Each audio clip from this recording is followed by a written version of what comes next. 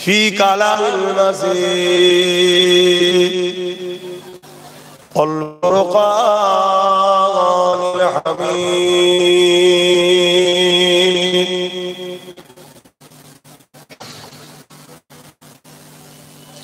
মা তাকুর রাসূল খুযুহু ওয়া মা নাহাকুম আনহু ফান্তাহু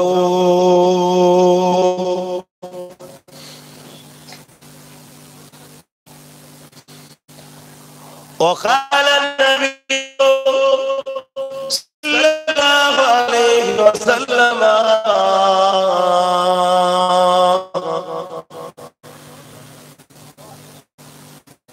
من أحب سنتي فقد أحبني ومن أحبني كان معي في الجنات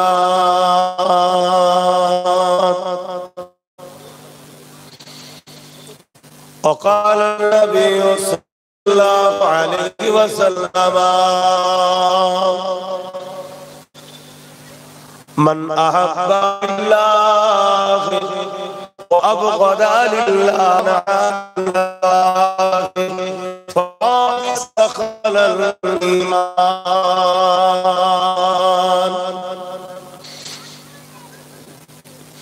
উপস্থিত হাজির আলী মজলিস আমার আব্বা জানেরা আমার জওয়ান তরুণেরা যুবকেরা ছোট ছোট বাচ্চারা 100 বছর পিছিয়ে যায় আজকের যে আমেরিকা আজকের যে ব্রিটেন আজকের যে তারা আমাদের দরবারে ঢোকার আগে মিশন নিত তাদের সুপার পাওয়ার প্রেসিডেন্টরা এসে সুলতান আব্দুল হামিদের দরবারে ঢুকবে দাঁড়িয়ে থাকতো একটু দেখা হবে কি ইজাজত নিত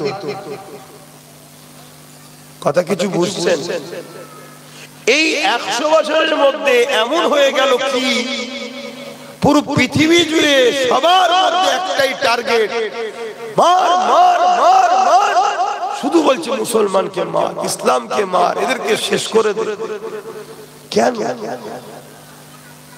এই মার খাওয়া ইসলাম বিরোধী কথা শুনতে শুনতে শুনতে তোমাদের এই কান মতোই ভাটপাড়াতেও চলে এসেছে অর্জুন সিং বলছে ইসলামে নাকি রেপ করাটা পাপ নয় শুনছেন বেশি দূর নয় কান মতো এইটা আমাদের সঙ্গে হচ্ছে কেন আল্লাহ রাসূল সাহাবা হুজুরদের বলছেন একটা সময় আসবে আমার উম্মতরা পুর মার খাবে সাহাবা হুজুররা জিজ্ঞেস করলেন ইয়া রাসূলুল্লাহ হাবিবাল্লাহ আর ভাইদের সংখ্যা কি কম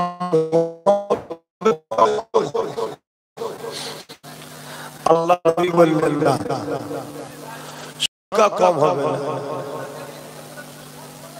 এই আমি অনেকদিন পরে আবার বদমাইশি করছি তোকে তো বললে বন্ধ ঘিরে দে আমার মাথায় ঠান্ডা রাখ সর্দি হয় তো আপনাদের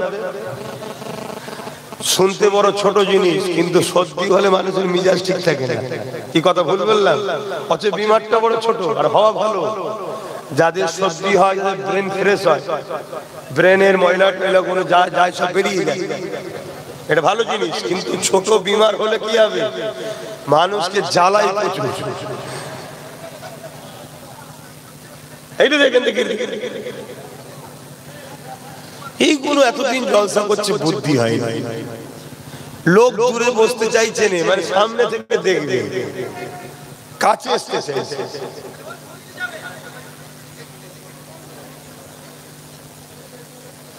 তো ভাই আমার শুনছেন আমাকে একটু বলতে দেন নবীর হাদিস বিয়াদবি হবে আল্লাহ আমাকে মাফ করুক বারবার রুকে যাচ্ছি কি যন্ত্রণা পড়ে গেছে আরো টেলিয়াই দিকে এখন দুঃখ কি দেবে এই করতে করতেই যাওয়ার সময় হয়ে যাবে আজ কি করব আল্লাহ মাফ করে আল্লাহ নবী বললেন সাহাবারা জিজ্ঞেস করলেন হুজুর আমার ভাইদের অর্থাৎ আমাদের সংখ্যা কি কম হবে আল্লাহ নবী বললেন না, সংখ্যা কম হবে না, সংখ্যা তাদের অনেক হবে। আমাদের সংখ্যা কম না বেশি? আমাদের সংখ্যা যদি কম হতো তাহলে সবাই আমাদেরকে দুলাভাই দুলাভাই করে করে, বোঝেন না? বোঝেন না? সবাই করে। যারা বিরোধী করছে খেয়াল করে দেখুন, মুসলমানদের ঘরে জামাই করে বসে আছে আমার সব, বুঝতে পারছেন তো নাকি? আমাদের সংখ্যা কম নয়, সংখ্যা কম করিয়ে দেখানো হয়। কম দেখিয়ে যদি এদের মিজাজ এই হয়, তাহলে অরিজিনাল সংখ্যা যদি বুঝতে পেরে যায় তাহলে কি হবে? হাতির যে কত বড় দেহ হাতি জীবনে জানে না। এই দুটো কান দ্বারা ওকে আল্লাহ ওর দেহ দেখতে দেয় না।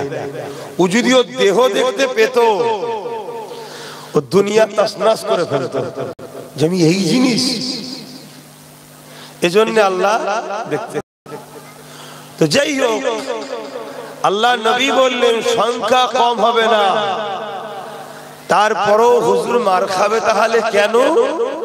আল্লাহ নবী প্রথম নম্বর বললেন, তারা আল্লাহকে ভয় খাওয়া ছেড়ে দিয়ে দুনিয়া তাগুতি শক্তিকে ভয় করবে, মৃত্যুকে তারা ভয় করবে। তাহলে প্রথম নম্বর মার খাওয়ার কারণ কি ভাই? আমরা আল্লাহকে ভয় করা ছেড়ে দেব, দুনিয়া তাগুতি শক্তি, তাগুতি শক্তি বোঝেন? যারা রাজ ক্ষমতার জোরে ইসলামকে মিটাইয়া, ইসলামকে মিটিয়ে ইসলাম বিদ্বেষী করার জন্য মুসলমানকে চেষ্টা করবে, এই শক্তিকে বলা হয় তাগুতি শক্তি। তাহলে রাসূল বললেন তাদের সংখ্যা হবে অনেক, তারপরও মার খাবার কারণ আল্লাহকে ভয় করা ছেড়ে দেবে। ভয় করবে কাকে? তাগুতি শক্তিকে। যারা ক্ষমতার জোরে ইসলামকে মিটাতে চায় তাদেরকে ভয় করবে। এইটা প্রথম আলোচনা হোক, তারপরেরটাই যাচ্ছি। আজকে বুকে হাত দিয়ে বলুন, আমরা আল্লাহকে ভয় করি না জালিম অত্যাচারী ইসলাম বিদ্বেষী হুকুমত গুলোকে ভয় করি? আমরা আল্লাহকে ভয় করি না। আমরা আজকে যেভাবে এসআইআর এর কাগজের জন্য ছুটোছুটি করছি, যে পেরেশানের মধ্যে আছি, তার যারা পরিমাণ পেরেশান কখনো হয়েছি যে কবরে যখন জিজ্ঞেস করবে প্রশ্নের উত্তরটা কিভাবে দেব? বলুন তো। আমরা দুনিয়ার জালিম শাসককে ভয় করি, তাই চেষ্টা করছি কাগজ যদি গন্ডগোল হয়ে যায় সরকার তাড়িয়ে দেবে, এই ভয়ে কাগজ নিয়ে ছুটোছুটি করছি। আমি ছুটোছুটির বিরুদ্ধে নয়, ছুটোছুটি করতে হবে। এই জায়গায় যেভাবে আমরা দুনিয়ার কাগজের জন্য ছুটোছুটি করছি জালিম শাসকের অত্যাচারের হাত থেকে বাঁচার জন্য, তার যারা পরিমাণ কি আমরা কবরের প্রশ্ন থেকে কিভাবে বাঁচবো, কবরের আযাব থেকে কিভাবে বাঁচবো, এর জন্য কি চিন্তা করি?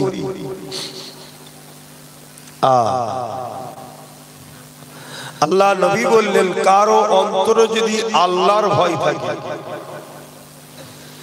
দুনিয়ার প্রত্যেকটা জালিম তাকে ভয় করবে। জোরে বলুন সুবহানাল্লাহ। উদাহরণস্বরূপ, আপনাদের যদি অন্তরে আল্লাহর ভয় থাকে, আপনাকে দুনিয়ার জালিমরা ভয় করবে। আর আপনার অন্তরে যদি আল্লাহর ভয় উঠে যায়, আল্লাহ রাসূল বলছেন জালিমদের অন্তর থেকে তার ভয় আল্লাহ তুলে নেন। অর্থাৎ আমাদের অন্তর থেকে আল্লাহর ভয় উঠে গেছে বলে জালিমদের অন্তর থেকে আল্লাহ আমাদের ভয়কে তুলে দিয়েছে। তাই জালিমরা কন্টিনিউ মিডিয়ার মাধ্যমে হোক, ফেসবুকের মাধ্যমে হোক, বক্তব্য কোন জনসভার মাধ্যমে হোক, প্রকাশ্য যখন ইসলাম ও মুসলমানকে গালি গালা ছোট বড় কথা বলছে, এই সাহস তাদের পেয়েছে একটাই কারণ, আমাদের ভয়টা তাদের অন্তর থেকে আল্লাহ তুলে দিয়েছে। কেন? আমাদের অন্তরে আল্লাহর ভয় নেই। তাই বুঝতে পারছি? আর আল্লাহর ভয় যদি আমাদের অন্তরে থাকে তাহলে জালিমদের অন্তরে আল্লাহ আমাদের ভয় ঢুকিয়ে দেবে, তারা আমাদেরকে ভয় করবে।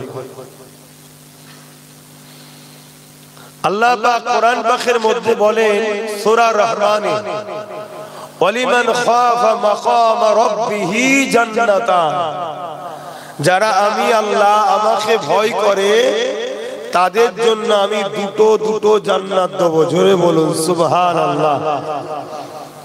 মনে রাখবেন, পৃথিবীতে যতবার আমরা কামিয়াব হয়েছি, বিজয় হয়েছি, অস্ত্রের জোরে নয়, ম্যান পাওয়ারের জোরে নয়, মানি পাওয়ারের জোরে নয়, ম্যান্ডেট পাওয়ারের জোরে নয়। সংখ্যা আমাদের কম ছিল, মানি পাওয়ার যুগে যুগে কম ছিল, ম্যান্ডেট পাওয়ার কম ছিল, অর্থ পাওয়ার কম ছিল, অস্ত্র ছিল না, তারপরও আমরা বিজয় লাভ করেছি। হতে পারে সেটা বদরে, হতে পারে সেটা মুসা নবী, হতে পারে সেটা ইব্রাহিম নবী, হতে পারে সেটা ওহুদে, হতে পারে সেটা খাইবারে, হতে পারে সেটা খন্দকে, হতে পারে সেটা মোতাতে, আর হতে পারে সেটা সুলতানে হিন্দ, আতায়ে রাসূল, গরিবে নওয়াজ, মুঈনুদ্দিন আজমিরি। জোরে বলুন সুবহানাল্লাহ। প্রত্যেকবারেই আমরা জিতেছি। একটা পাওয়ারের জোর হয় ঈমান, যেটাকে কি বলা হয়? ঈমান। আর আল্লাহর ভয়টা হলো তাকওয়া, ঈমানের মধ্যে একটা। কিন্তু আজ আমাদের অন্তর থেকে আল্লাহর ভয় উঠে গেছে, এজন্য আজ আমরা লাঞ্ছিত। দ্বিতীয় নম্বর রাসূল বললেন, তাদের এই মার খাবার কারণ হবে তারা বড় লোভী হবে। কি হবে? বুকে হাত দিয়ে বলুন, আমার নবীর উম্মত, আমার ভাইরা, আমরা এখন লোভী হয়েছি না হই? তাহলে মার খাওয়ার কারণ বুঝতে পারছেন? এই দুটোকে চেঞ্জ করে দিন এক্ষুনি। আল্লাহর জাত পাকের কসম করে বলছি, যার কুদরতি হাতে আব্বাস সিদ্দিকীর জান আছে, এক্ষুনি আমার নিঃশ্বাস বন্ধ করে দিতে যিনি পারে, তার জাত পাকের কসম করে বলছি, এক্ষুনি চাকা এই দিক ঘুরছে, উল্টো ঘোরা শুরু হবে, এক্ষুনি চেঞ্জ হয়ে যাবে পরিবেশ। আপনাকে এই দুটো জিনিস চেঞ্জ করতে হবে। আপনি কামানের সামনে দাঁড়িয়েও ওই জায়গায় ঈমান রাখতে হবে। আল্লাহর ভয়, কামানের ভয় নয়, কার হাতে টিগার আছে তার ভয় নয়। আপনাকে মনে রাখতে হবে, এখানে যদি মৃত্যু আমার না থাকে তাহলে ক্ষমতা নাই কে আমাকে মারতে পারবে।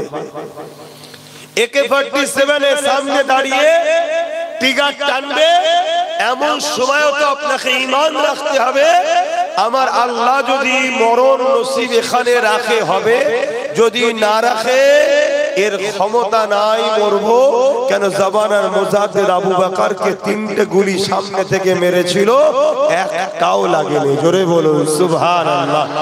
জানি তিনি জামানার মুজাদ্দিদ, তাকে আল্লাহ খাস সাহায্য করছে, কিন্তু সাহায্যটা কে করেছিল? সেই আল্লাহ কি আমাদের নয়?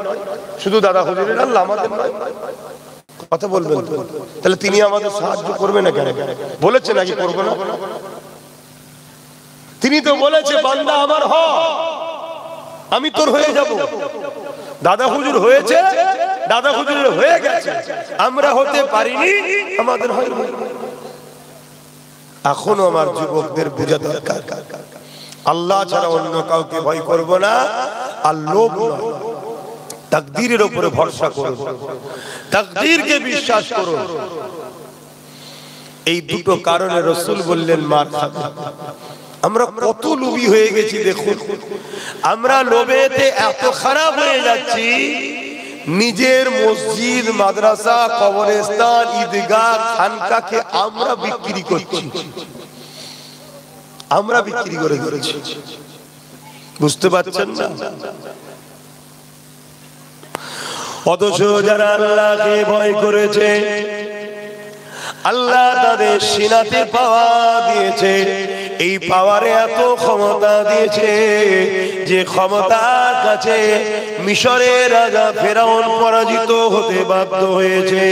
ইতিহাস গাওয়া যায় ফেরাউন যখন ইব্রাহিম নবীকে হারাবার জন্য 70,000 জাদুকর নিয়ে এসেছে, ওই 70,000 জাদুকরের সামনে হযরত মুসা আলাইহিস সালাম দাঁড়িয়ে গেলেন। দাঁড়িয়ে গিয়ে আল্লাহ পাকে ছাড়া কাউকে ভয় করে না। ইব্রাহিম মুসা নবী বলতে লাগলেন, এ জালিম ফেরাউন, তুমি নিজেকে খোদা দাবি করেছো, কিন্তু খোদা তো তিনি যিনি জমিন আসমানের একমাত্র মালিক, যিনি তোমাকে সৃষ্টি করেছে, যিনি তোমাকে মিশরের রাজত্ব দিয়েছে, সেই আল্লাহকে তুমি মেনে নাও। এই কথা শুনে ফেরাউন রেগে গেল। 70,000 জাদুকরকে বলতে লাগলো, তোমরা তোমাদের জাদুর জোরে মুসা ও তার ভাই হারুনকে মেরে দাও। ফেরাউনের কথা শুনে এই 70,000 জাদুকর, তাদের হাতে একটা করে রশি ছিল, দড়ি ছিল, ওই দড়িগুলো তারা ছেড়ে দিল। ওই প্রতিটা রশিগুলো সাপ হয়ে গেল। এই সাপ হয়ে গিয়ে এমন করে মুসা নবীকে ধরার জন্য মুসা নবীর দিকে তেড়ে তেড়ে যেতে লেগেছে। আমার আল্লাহ আওয়াজ দিয়ে দিলে, এ হযরত মুসা রে, তোমার হাতের লাঠিটা ছেড়ে দাও। মুসা নবী লাঠিটা ছেড়ে দিল। সঙ্গে সঙ্গে একটা বিশাল বড় অজাগা সাপ হয়ে যায়।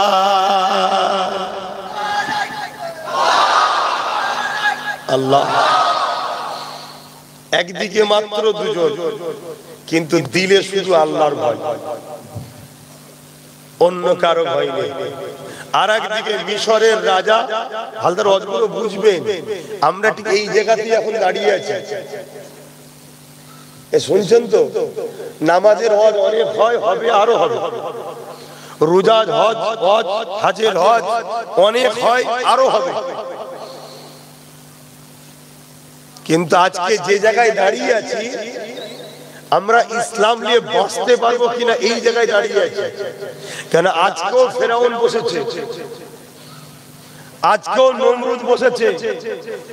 তারাও আজকে জোর করে বনি ইসরাইলকে যেমন ফেরাউন শেষ করছিল, এরাও আজকে উম্মতে মুহাম্মাদীকে শেষ করছে জোর করে। এই জায়গায় এই যুব সমাজ বিজয় লাভ করবেই যদি এই যুব সমাজ ওই দুটো জিনিসকে একটা ছাড়তে হবে, একটাকে ধরতে হবে। ছাড়তে হবে লোভ লালসা, আর ধরতে হবে সেনায় আল্লাহর ভয় আর নবীর প্রেম আদর। তাহলে এই যুবক আবার দাঁড়িয়ে যাবে। এজন্য আমি অজগুলো করছি, অসুবিধা হচ্ছে না তো? আরো অজ হবে বাবা, অনেকে তো অনেক অজ করছে। একটা বিষয় একজন করুক না। একটা স্কুলে যখন ঢুকবেন, অঙ্ক আছে, ইংলিশ আছে, বাংলা আছে, ভূগোল আছে, হিস্ট্রি আছে, জীববিদ্যা আছে, দর্শন আছে। একটা শিক্ষক একটা বিষয় আলোচনা করে না, করে না? সব শিক্ষকই ভালো, কিন্তু ওই শিক্ষক খারাপ যে অন্য শিক্ষকের সমালোচনা করে। অতএব যে হুজুর, যে মাওলানা নামাজ, রোজা, দাড়ি, টুপি, হজ যাকাত করছে, করুক না। কিন্তু আব্বাস সিদ্দিকী একটা সিলেবাস নিয়ে আলোচনা করছে, আমার বিরোধীটা না করাই উচিত বাকিগুলো। কথা বুঝছেন তো নাকি? কিন্তু বিরোধী যখনই করে তখনই তো দুঃখ লাগে যে আপনি বাংলা পড়াচ্ছেন, পড়ান না, এটা আপনার সাবজেক্ট মনে করেছেন, করুন। আপনি অঙ্ক পড়াচ্ছেন, পড়ান, আপনার সাবজেক্ট, পড়ুন। কিন্তু আমি বাস্তব যেটা ঘটছে, পুরাতন দিন এমন ঘটেছিল, তা থেকে কি করে বিজয় আমরা পেয়েছি আজকের যুব সমাজকে দিতে হবে। আজকের যুব সমাজ ওটা নিলে এই যুব সমাজ বিজয় হবে, নতুন প্রজন্ম ইসলাম পাবে। জোরে বলুন সুবহানাল্লাহ। এই সমাজ যদি বিজয় না হয়, নতুন সমাজ ইসলাম পাবে না। যেমন 800 বছরের স্পেনে যত বড় বড় সিনেমা হল, যত বড় বড় অফিস আদালত, অ্যাকচুয়ালি সেগুলো হয় মসজিদ নাই মাদ্রাসা। আজকে চলে যান 800 বছর যেখানে মুসলমান রাজত্ব করেছিল, আজকে গিয়ে যত বড় বড় সিনেমা হল, থিয়েটার, কি বলে, অফিস আদালত রয়েছে, এগুলো অ্যাকচুয়ালি মুসলমানদের মসজিদ মাদ্রাসা।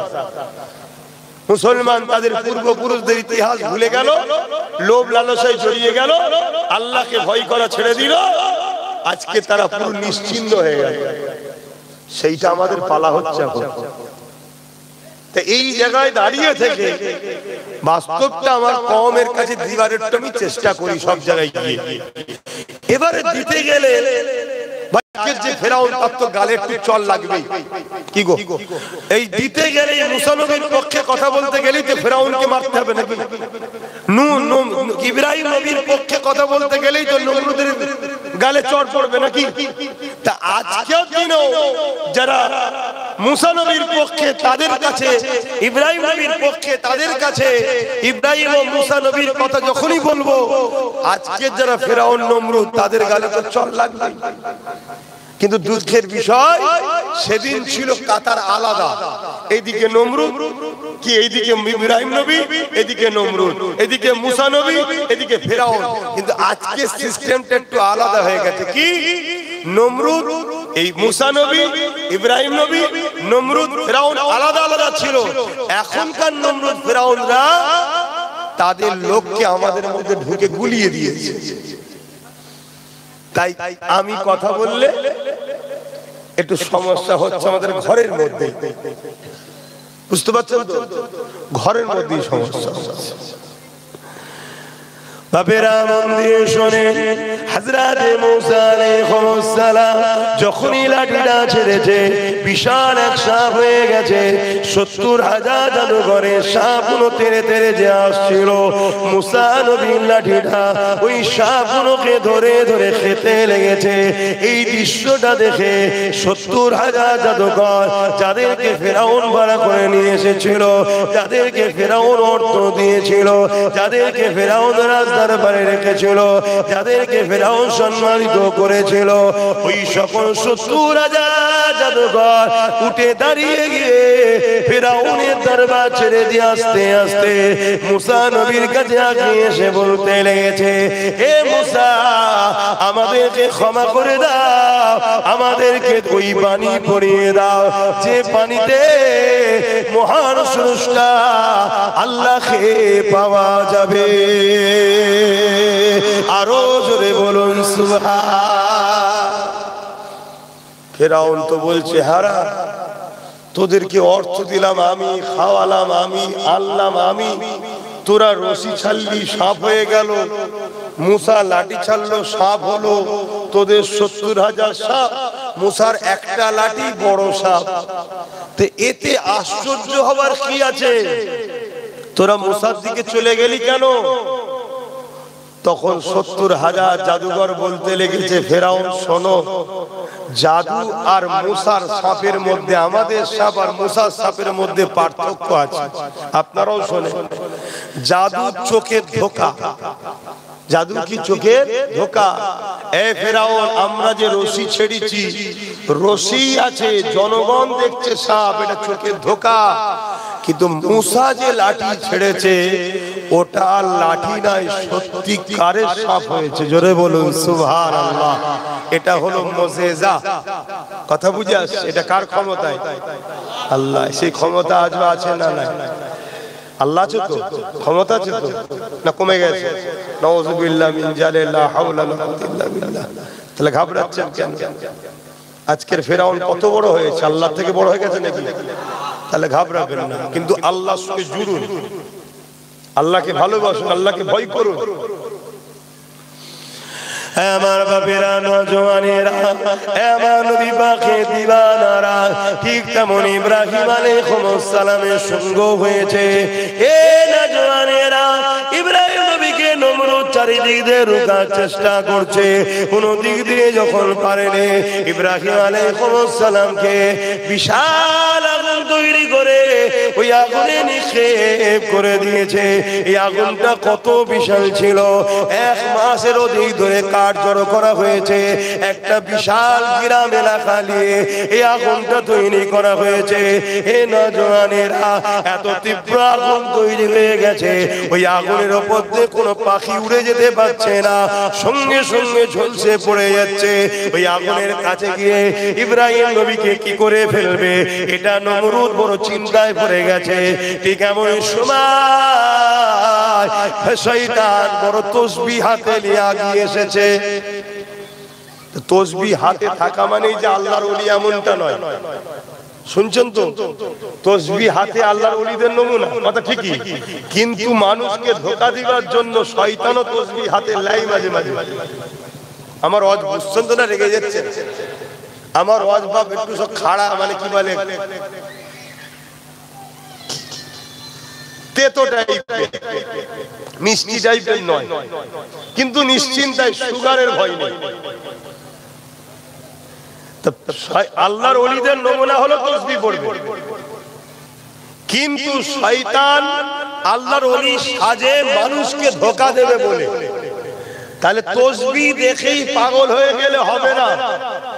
তসবিহটা ভালো জিনিস, কিন্তু কার হাতে সেই ব্যক্তিটাকে একটু চিনা দরকার আছে না নাই, আমি এটা বুঝাতে চাইছি। কেন আমার লক্ষ্য আপনারা আমার দাদা হুজুরের রুহানি বাচ্চা, আপনারা কিয়ামতের দিন দাদা হুজুরের সাথে জান্নাতে যান, এটা আমার টার্গেট। তার জন্য বুঝাচ্ছি। শয়তান এসে নমরুদকে বুদ্ধি দিচ্ছে, এত টেনশন কিসের? আরে ফেলবো কি করে? শয়তান বলল একটা চরকি কল করো, কপি কল দূর থেকে দূরে টান মেরে ছুঁড়ে ফেলে দেবে ইব্রাহিমকে আগুনে। বুদ্ধি দিল। আজও নমরুদদের ঘরে, ফেরাউনদের ঘরে আজও বুদ্ধি দিবার জন্য অনেক দাড়িওয়ালা টুপিওয়ালা মৌলী সাহেব পাওয়া যায়। খেয়াল করে দেখবেন, আজকে ফেরাউনদের সঙ্গে সব উঠা বসা করে। মিলছে তো নাকি? একটু মাথায় রাখবেন, শুধু মিলিয়ে নেবেন। এমনি নবীকে আল্লাহ কোরআনে কাহিনী শোনায়নি। আল্লাহ কাহিনীটা এই কথা বললাম কেন, যে কাহিনীকে আপনারা যেটা বোঝেন, অ্যাকচুয়ালি হিস্টরি। কোরআনে 4 ভাগে 3 ভাগ হলো পূর্ববর্তী নবীদের ইতিহাস। ইতিহাস আল্লাহ আমার নবীকে কোরআনে 4 ভাগে 3 ভাগ শুধু ইতিহাস শোনাচ্ছে। কেন? কারণ ইতিহাস থেকে আমাদের সঙ্গে যখন ঘটবে ওই জ্ঞানটা যেন নিয়ে আমরা তৈরি থাকতে পারি। কথা বুঝলেন? কারবালা শুধু ইমাম হোসেন পাকের সঙ্গে হয়নি, ইমাম হোসেন পাকের সঙ্গে কারবালার সূচনা হয়েছে। এই কারবালা যুগে যুগে হচ্ছে। কারবালার শেষ ময়দান হবে ইমাম মেহেদী আলাইহিস সালামের নেতৃত্বে। বিজয়টা ইমাম মেহেদীরই হবে। জোরে বলুন সুবহানাল্লাহ। আর ইমাম, আল্লাহু আকবার, ইমাম মেহেদী সাল্লাম কে? ইমাম হাসান হোসেন হুজুরেরই আওলাদ, ওই নসলে। কথা বুঝে আসছে? বিজয় তো আমাদেরই হবে রে বাবা। যুদ্ধ কোনো শেষ কারবালার হয়নি। আমরা মনে করি একবারই হয়েছে, ঘটে গেছে। না না না, যুগে যুগে হচ্ছে, এখনো চলছে। বাপেরা, নওজওয়ানেরা, তরুণেরা, এ নবী পাকের প্রেমিকেরা, হযরত ইব্রাহিম আলাইহিস সালামকে নমরুদ কপিকল তৈরি করে চরকি বানিয়ে তার উপরে তুলে দিল। এবারে টান মেরে ওইখানে ছুঁড়ে ফেলে দেবে আগুনে। এই সময়ে আল্লাহ পাক বললেন, এ জিবরাইল জলদি করে যা, আমার ইব্রাহিমকে আগুনে ফেলার আগে ওইখানে গিয়ে পৌঁছে যা। হযরত জিবরাইল আলাইহিস সালাম চলে আসলেন, দ্রুত এসে চরকিখানা ধরে ফেললেন। আর ঘোরাতে পারছে না। ইব্রাহিম আলাইহিস সালামকে সালাম দিলে, সালাম দিয়ে বলতে লেগেছেন, হুজুর আপনি যদি ইজাজত দেন এদের আমি ব্যবস্থা করে দেব। হুজুর কোন সাহায্য কি আপনাকে করতে হবে? হযরত ইব্রাহিম আলাইহিস সালাম বলেছেন, এ হযরত জিবরাইল মন দিয়ে শুনবে, কারণ ইব্রাহিম নবী আমাদের আব্বা জান হয়, আমরা ইব্রাহিম নবীর বেটা, আপনারাও ইব্রাহিম নবীর বেটা। বলুন না আল্লাহু আকবার। এতে খুশি নয় আপনারা? এটা কত বড় নবীর আওলাদ আপনারা। কিন্তু বাপের বেটার তো কিছু নমুনা থাকা দরকার। আমাদের বাপ পৃথিবীর রাজার সঙ্গে চোখে চোখ রেখে ডাইরেক্ট লড়াই করেছে ভয় না খেয়ে। আর আজকে আমরা ছোটখাটো গ্রামের পেতিমার্কা নেতাকে দেখে মুসলমান ভয় পাই। তাহলে বলুন আমরা বাপের বেটা কত মান সম্মান ডুবাচ্ছি। হকের পক্ষে থাকবেন, ন্যায়ের পক্ষে থাকবেন, সামনে যত বড়ই তুফান থাকুক না কেন আপনি জানবেন আপনার সাথে কেউ না থাকুক আল্লাহ আছে। জোরে বলুন সুবহানাল্লাহ। এটাই তো ঈমান, এটাই তো ঈমান। আজ আমি ঘুরে বেড়াচ্ছি পুরো বাংলার অলিতে গলিতে ঘুরছি, বাংলার বাইরে বাইরে যাচ্ছি, সব জায়গায় জালিমদের বিরুদ্ধে লড়াই করছি, কথা বলছি। কেউ আমার সাথে আছে না নেই আমি জানি না, কিন্তু এতটুকু বিশ্বাস করি আমার আল্লাহ আমার সাথে আছে। আর আল্লাহ যখন আছে, আমার যেটা তিনি চাইবেন আমার ভালোর জন্য চাইবেন, অতএব তার ফায়সালাতে আমি তো রাজি থাকবো, এটাই তো আল্লাহ মানা। আচ্ছা বুঝছেন না? বোঝেন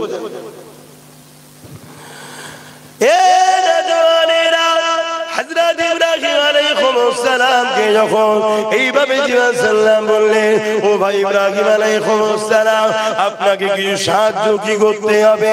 হযরত ইব্রাহিম আলাইহিস সালাম বলেছিলেন, ও ভাই হযরত জিবরাইল রে, বড় নাজুক সময় এখন চলছে, আল্লাহ আমাকে পরীক্ষা নিচ্ছে। এ হযরত জিবরাইল, আমি যে আল্লাহকে ভালোবাসি, যে আল্লাহর জন্য আমি নাই কথা বলি, সেই আল্লাহ ইব্রাহিমকে এখন দেখতে পাচ্ছে। ইব্রাহিম কি অবস্থায় রয়েছে আমার আল্লাহ দেখতে পাচ্ছে। আমার উপরে নমরুদ এত রেগে গেছে কেন? আমাকে আগুনে এত ফেলছে কেন? আল্লাহর পক্ষে আমি আছি তাই, আল্লাহকে ভালোবাসি তাই, আল্লাহ ছাড়া কাউকে মানি না বলে তাই, না এর পক্ষে কথা বলি তাই। যদি আমার আল্লাহ আমাকে সব দেখছে, যদি আল্লাহ আমাকে বাঁচাতে চায়, নমরুদের আগুন থেকে বাঁচানোটা আমার আল্লাহর কাছে কোনো ব্যাপার নয়। হযরত জিবরাইল আর আল্লাহ যদি নমরুদের আগুনে ফেলে, আমি ইব্রাহিমকে পরীক্ষা নাই নি, আল্লাহ যদি নমরুদের আগুনে ফেলে, আল্লাহ যদি খুশি হয় ইব্রাহিমকে পুড়িয়ে, হযরত জিবরাইল রে, আমি বলি আল্লাহকে ভালোবাসি। মন দিয়ে শোনেন, মন দিয়ে শোনেন, আমরা বলি আল্লাহকে ভালোবাসি। ইব্রাহিম নবী বলছে আমিও বলি আল্লাহকে ভালোবাসি। এ হযরত জিবরাইল রে, আল্লাহকে যে ভালোবাসি বলি, এই ভালোবাসাটা কেমন ভালোবাসা? আমার আল্লাহ যদি ইব্রাহিমকে নমরুদের আগুনে ফেলে খুশি হয়, নমরুদের আগুনে পুড়িয়ে আল্লাহ যদি খুশি হয়, ইব্রাহিমের ভালোবাসা এতটা কম নয়। এ হযরত জিবরাইল, আমার আল্লাহর খুশির জন্য আমি ইব্রাহিম একবার নয় হাজারটা যদি জান দেয়, হাজারবার ইব্রাহিমের আগুন আল্লাহর খুশির জন্য নমরুদের আগুনে ইব্রাহিম পুড়তে রাজি আছে। আরো জোরে বলুন সুবহানাল্লাহ।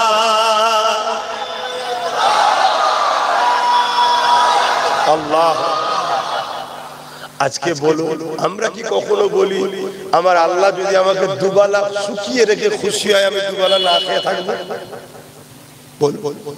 আমার আল্লাহ যদি আমায় গরিব করে খুশি হয়, আমি আমার আল্লাহর খুশির জন্য গরিব হয়ে থাকবো? আমার আল্লাহ যদি আমাকে জেল খাটিয়ে খুশি হয়, আমি আমার আল্লাহর জন্য জেল খেটে খুশি জেল খাটবো? কখনো আমরা ভাবি না, বলি বল কিসের প্রেম বলি আমরা আল্লাহকে ভালোবাসি? তাহলে আমাদেরকে আল্লাহ সাহায্য করবে কেন? তিনি কি আমাদের ঠিকালে বসে আছেন নাকি? নাউযুবিল্লাহ, আল্লাহ মাফ করবেন। আমাদের তো প্রয়োজন তিনার মুখাপেক্ষী কি আমরা? তিনি তো আমাদেরকে দুনিয়ায় পাঠিয়েছে একটা কাজের জন্য, শুধু পরীক্ষা, প্রেমের পরীক্ষা। সব থাকবে, সব দেবো আমি, কিন্তু সবাইকে পেয়ে আমাকে ভুলে যাস নাকি দেখবো, এই তো পরীক্ষা। ব্যবসা করো, কারবার করো, লেনদেন করো, উঠা বসা করো, সব করো, কিন্তু যখনই দেখবে তোমার আল্লাহর সঙ্গে কেউ বিরোধী হচ্ছে, তার সাথে আল্লাহ। যখনই দেখবে তোমার রাসূলের সঙ্গে কেউ বিরোধী করছে, তার সাথে আর নয়। যদি করো তার মানে তুমি আল্লাহ রাসূলের থেকে তাকে গুরুত্ব দিলে, তাই ছাড়তে পারলে না আল্লাহ রাসূলের জন্য। আর যখনই তুমি তাকে ছেড়ে দিলে, সে বুঝলো যে এদের কাছে আমি আগে নয়, আল্লাহ রাসূল আগে, এটা আল্লাহ খুশি হয়। জোরে বলুন সুবহানাল্লাহ। আমি বুঝাতে পারছি তো? এটাই তো পরীক্ষা। আমার নবীর কলিজার টুকরি খাতুনে জান্নাত ফাতেমা জাহরা রাদিয়াল্লাহু তাআলা আনহা, জিনার আব্বার জন্য জান্নাত তৈরি হয়েছে 8টা, জিনার আব্বার জন্য কুল কায়নাত তৈরি হয়েছে, এবং জিনার আব্বা দোনো জাহানের সুলতান, দোনো জাহানের বাদশা, দোনো জাহানের মালিক। আল্লাহ জিনাকে বানিয়েছেন সেই মুহাম্মদ রাসূলুল্লাহর কলিজার টুকরি খাতুনে জান্নাত ফাতেমা জাহরা রাদিয়াল্লাহু তাআলা আনহা। কয়েকদিন ঘরে খাওয়া হয়নি। শুনছেন আমি কি বলছি? এখানে কেউ হাত তুলে বলতে পারবেন যে আমার বাড়িতে দুদিন খাওয়া হয়নি কি একদিন খাওয়া হয়? আপনি ভাবতে হবে ভাই, ও শুধু শোনার জিনিস নয়। তাহলে বলুন এক ধার থেকে কেসা কাহিনী বলে দিয়ে চলে যাচ্ছে, তো বুঝে পাওয়ার দরকার নেই। ওয়াজ শোনার জিনিস শুধু নয়, ওয়াজ শোনার জিনিসই হতো। আল্লাহ নবী যখন ওয়াজ করেছে, আবু বকর সিদ্দিকও শুনেছে, আবু জেহেলও শুনেছে। একজন দুনিয়া থেকে জান্নাতের সার্টিফিকেট পেয়েছে, একজন দুনিয়া থেকেই জাহান্নামের সার্টিফিকেট পেয়েছে। কারণটা কি? ওয়াজ শুনে বোঝার জিনিস, যে বোঝে তার মধ্যে ধাক্কা হয় দিলে, সত্যি আমি ভুল করছি তো। এইটা যখনই আল্লাহ দেখবে যে আমার বান্দার মধ্যে একটা ধাক্কা লাগছে, আল্লাহ তখন সহযোগিতা করবে আপনাকে আল্লাহ ওয়ালা হওয়ার জন্য। জোরে বলুন সুবহানাল্লাহ। আর শুধু শুনেই গেলে কি হবে? আপনাকে তো ভাবতে হবে যে রাসূল না হলে আল্লাহ জমিন ও জামা চুনা কিছুই বানাতেন না। কুল কায়নাত যার জন্য বানিয়েছে সেই রাসূলুল্লাহর কলিজার টুকরি খাতুনে জান্নাত, তিনার ঘরে কয়েকদিন খাওয়া হয়নি। তারা কি গরিব ছিল? তোমাদের ধারণা কি গরিব ছিল? না। তাহলে খাওয়া হয়নি কেন? না, গরিবিটাকে পছন্দ করেছে, আল্লাহকে চেয়েছে। আল্লাহ আমার রাসূল চাইতেন আল্লাহ একবেলা খাওয়াবেন আর একবেলা খাওয়াবেন না। সাহাবারা জিজ্ঞেস করছেন, হুজুর এ দোয়া কেন? বলছে আল্লাহ শুকরকারীদেরও বন্ধু, সবরকারীদেরও বন্ধু। জোরে বলুন সুবহানাল্লাহ। যে খাওয়ার পর আলহামদুলিল্লাহ বলে আল্লাহ তারও দোস্ত, আর যে না খেতে পেয়ে সবর করে আল্লাহ তারও বন্ধু, তারও দোস্ত। জোরে বলুন সুবহানাল্লাহ। শুনছেন?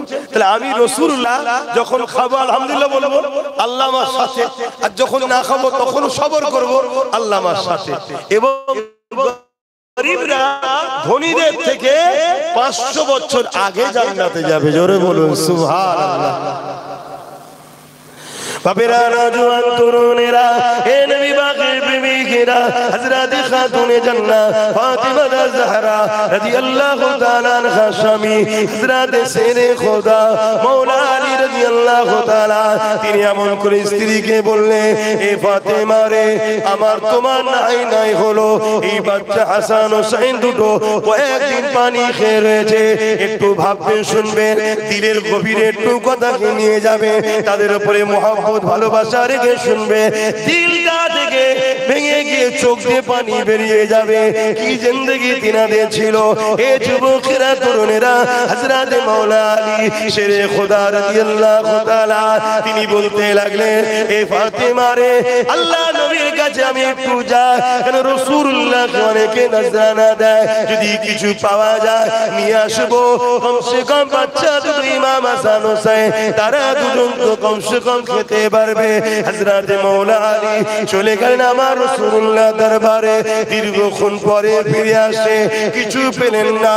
মনটা ভরা করে দরজার ঘরে এসে দরজার বাইরে থেকে সালাম দিলেন। আপনারাও শুনে রাখেন, বাইরে থেকে সালাম দিয়া এটা রাসূলুল্লাহ সুন্নাত। ঘরওয়ালাকে সালাম দিতে হয়, এটা রাসূলুল্লাহ সুন্নাত। এই মাওলা আলী যখন সালাম দিলেন, হযরত খাতুনে জান্নাত ঘরের ভেতর থেকে সালামের জবাব দিলেন।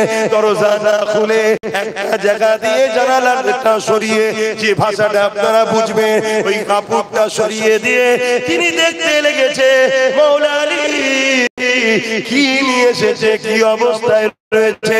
হযরত খাতুন জান্নাত দেখছে হযরত মাওলা আলী খালি হাতে রয়েছে, মনটা বড় মরা, চোখগুলো ছলো ছলো। হযরত খাতুনে জান্নাত বলে, হে আমার প্রাণের স্বামী, মন খারাপ কেন?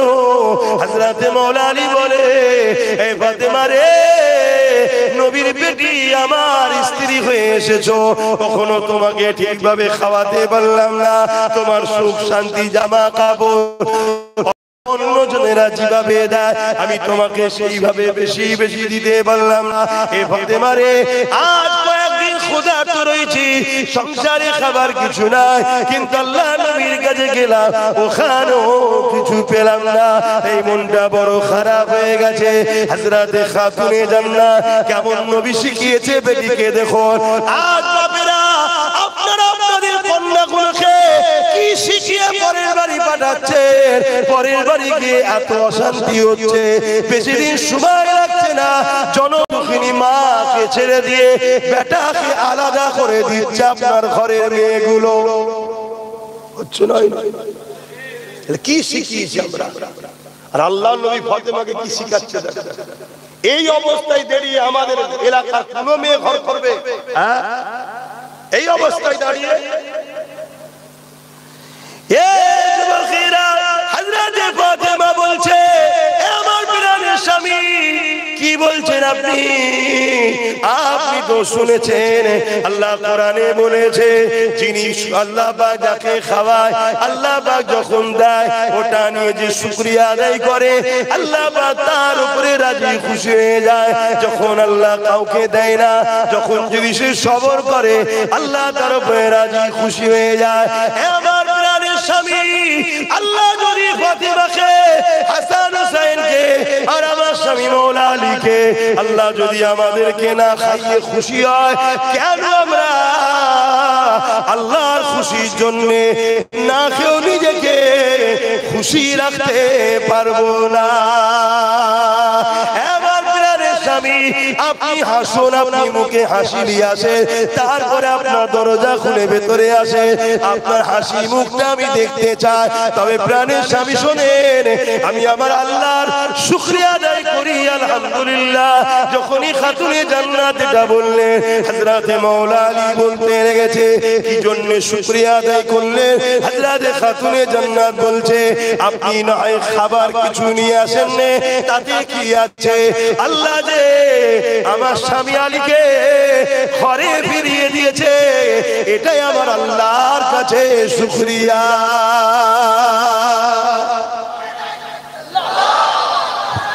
আল্লাহ, আজকে কত স্বামী আছে টেনশনে রাস্তায় যায়, গাড়ি অ্যাক্সিডেন্ট করে মারা যায়।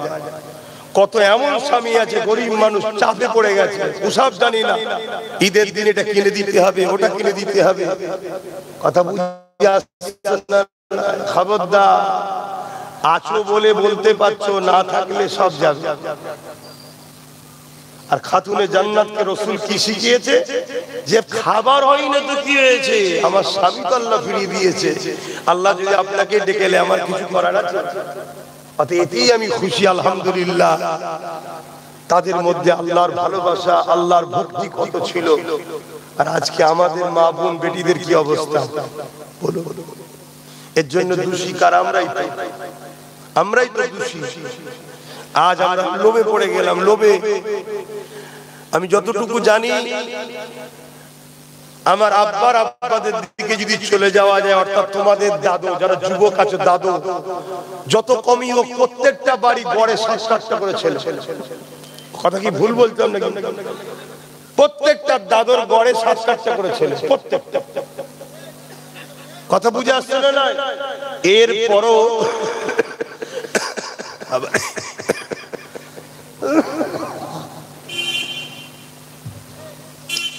এরপরও কোনদিন কোন বাচ্চাকে রুগা পাতলা দেখেছিলেন? কাউকে শুকাতে হয় না, আল্লাহ শুকর। আর এখন একখানা কি দেড়খানা ছেলে যেন বাড়তি, রুগা কাটি। কথা ভুল বলছি? বরকত নেই কেন বলেন তো? আপনার দাদুরা আপনার বাপেদের ঘরে হালাল খাইয়েছে, মাফ করবে, এত বড় কথা বলছি। আপনাদের অজান্তে হলেও আপনাদের পয়সায় গন্ডগোল হয়েছে, আপনাদের হুঁশ নাই। যেমন এই যে আমার মায়েদের ঘরে এখন সরকার 1000 কোটি টাকা দিচ্ছে, ওটা কিসের টাকা বলুন? জানেন আপনারা? খোঁজ নিয়েছেন কোনোদিন? কিসের টাকা এই বলবেন তো? জিজ্ঞেস করেছেন? জানেন না। সরকার বলছে এই মদ বিক্রিতে ভারতবর্ষের মধ্যে ফার্স্ট, তা মদ বিক্রির টাকা হতে পারে? কথা বলুন। তাহলে আপনি টাকাটা আপনার বাচ্চাকে খাওয়াচ্ছেন। এবারে দুনিয়াদার ওই নমরুদকে যেমন ফতোয়া দিতে এসেছিল তসবিলিয়ে দাড়িওয়ালা সেজে, ওরকম মৌলভী সাহেব বলবে সব ঠিক আছে, চলবে, সরকার দিচ্ছে তো। কিন্তু একবারও ভাবলেন না সরকার পুরুষ না দিয়ে নারীকে দিচ্ছে কেন? এটা প্রশ্ন তো নাকি? পুরুষকে না দিয়ে নারীকে দিচ্ছে কেন? শোনেন মশলাটা তাহলে, অসুবিধা আছে বলবো? অসুবিধা নেই তো? মন দিয়ে শুনুন, ভালো লাগলে লিখছেন, আজ থেকে জানার পরে আর তওবা করে দেন। আর এরপরও মনে হয় যে হুজুর আমি যদি না লি আমি টার্গেটে চলে আসবো, আমার জানের ক্ষতি হবে, তাহলে লিয়ে নেন। লিয়ে আল্লাহকে বলবেন আল্লাহ আমি জান বাঁচাবার জন্য নিলাম, কিন্তু এটা আমি খরচ করছি না।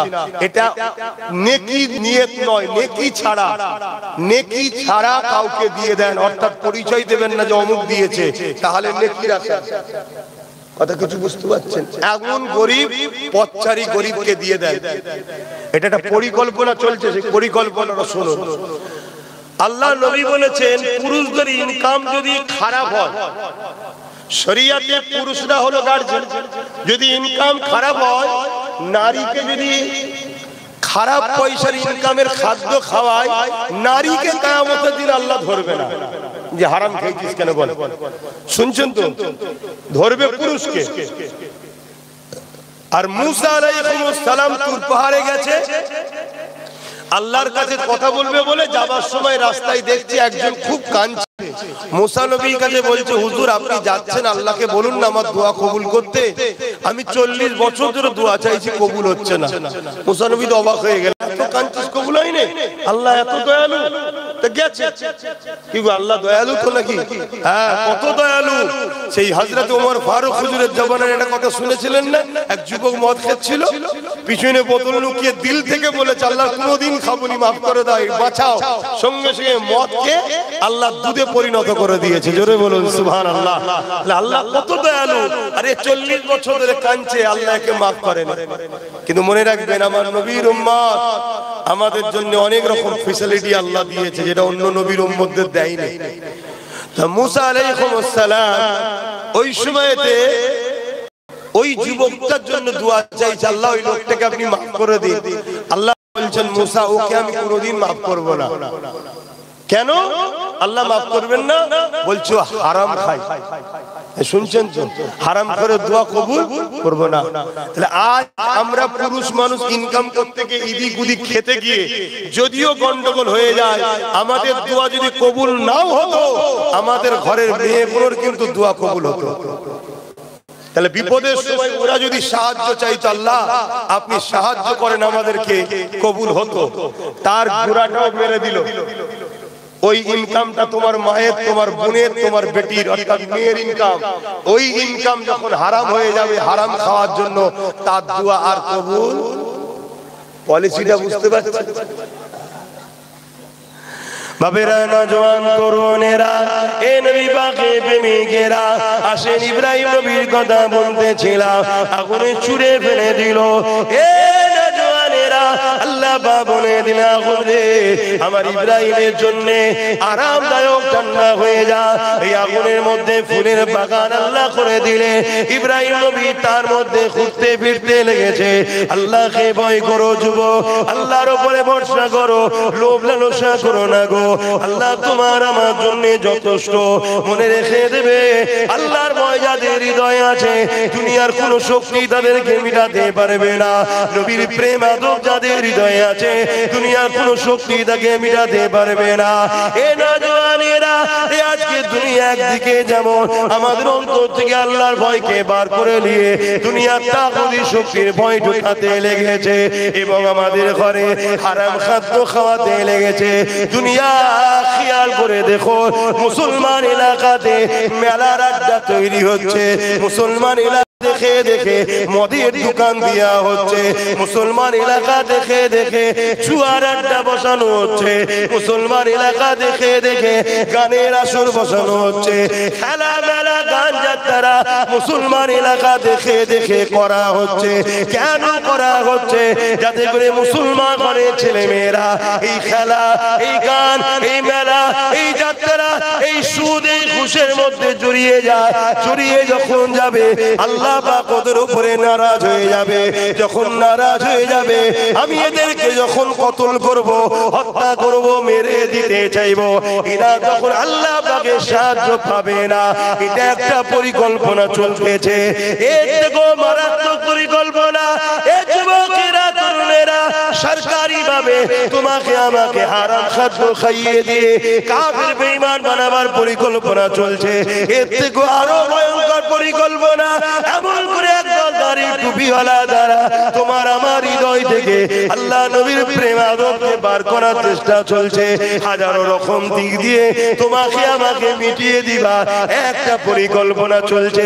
এই সমস্ত পরিকল্পনা থেকে বাঁচার জন্য তোমাকে আমাকে রাসূলুল্লাহর কদমে যেতে হবে।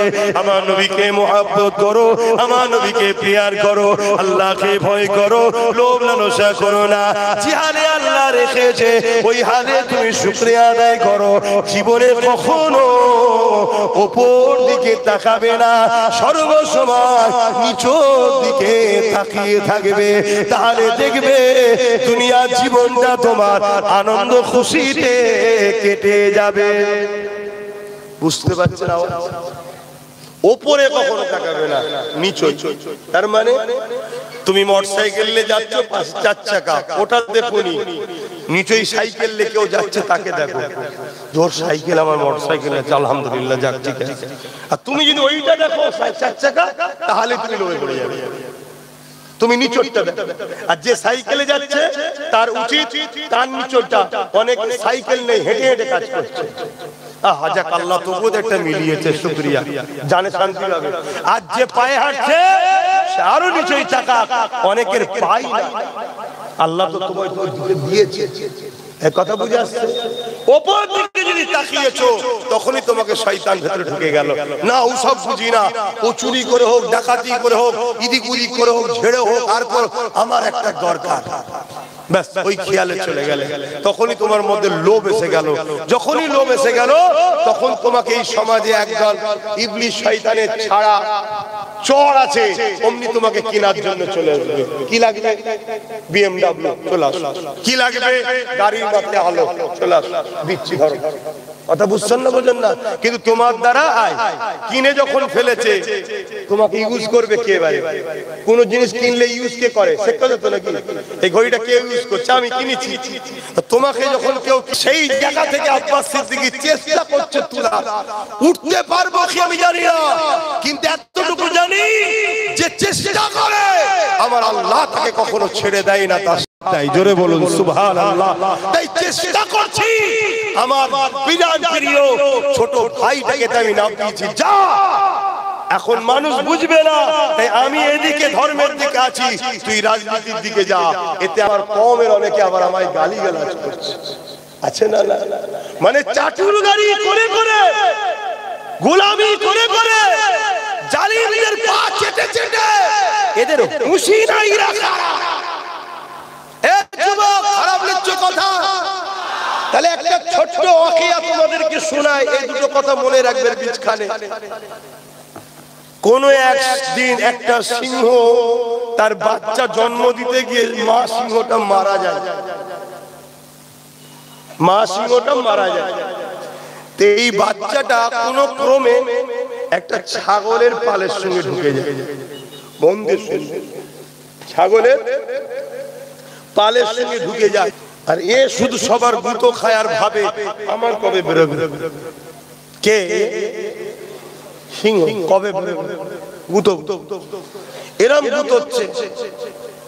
একদিন সিংহটা বিশাল জন একদম হয়ে গেছে, আর ছাগলগুলো বড় বড় হয়েছে। ছাগলের মায়েরা ছাগলকে নিয়ে চড়াতে বেরিয়েছে।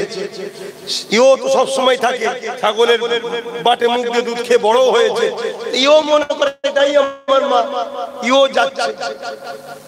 অপরদিকে আরেকটা বড় সিংহ জঙ্গল থেকে বেরিয়ে শিকার করতে এসে দেখছি একটা সিংহ ছাগলের পালে ঘুরছে, আর সব সিংহ ছাগলগুলো ওই সিংহটাকে গুঁতোচ্ছে। ও কিচ্ছু বলছে না। জঙ্গলের সিংহর মাথায় হাত, তো এর সুন্দর ডুবিয়ে ফেললো রে। তো একটা হুঙ্কার দিয়েছে, বাঘের যে হুঙ্কার, সিংহের হুঙ্কার মেরেছে। মারতেই হুঙ্কার মারলে ছাগলগুলো কি করবে?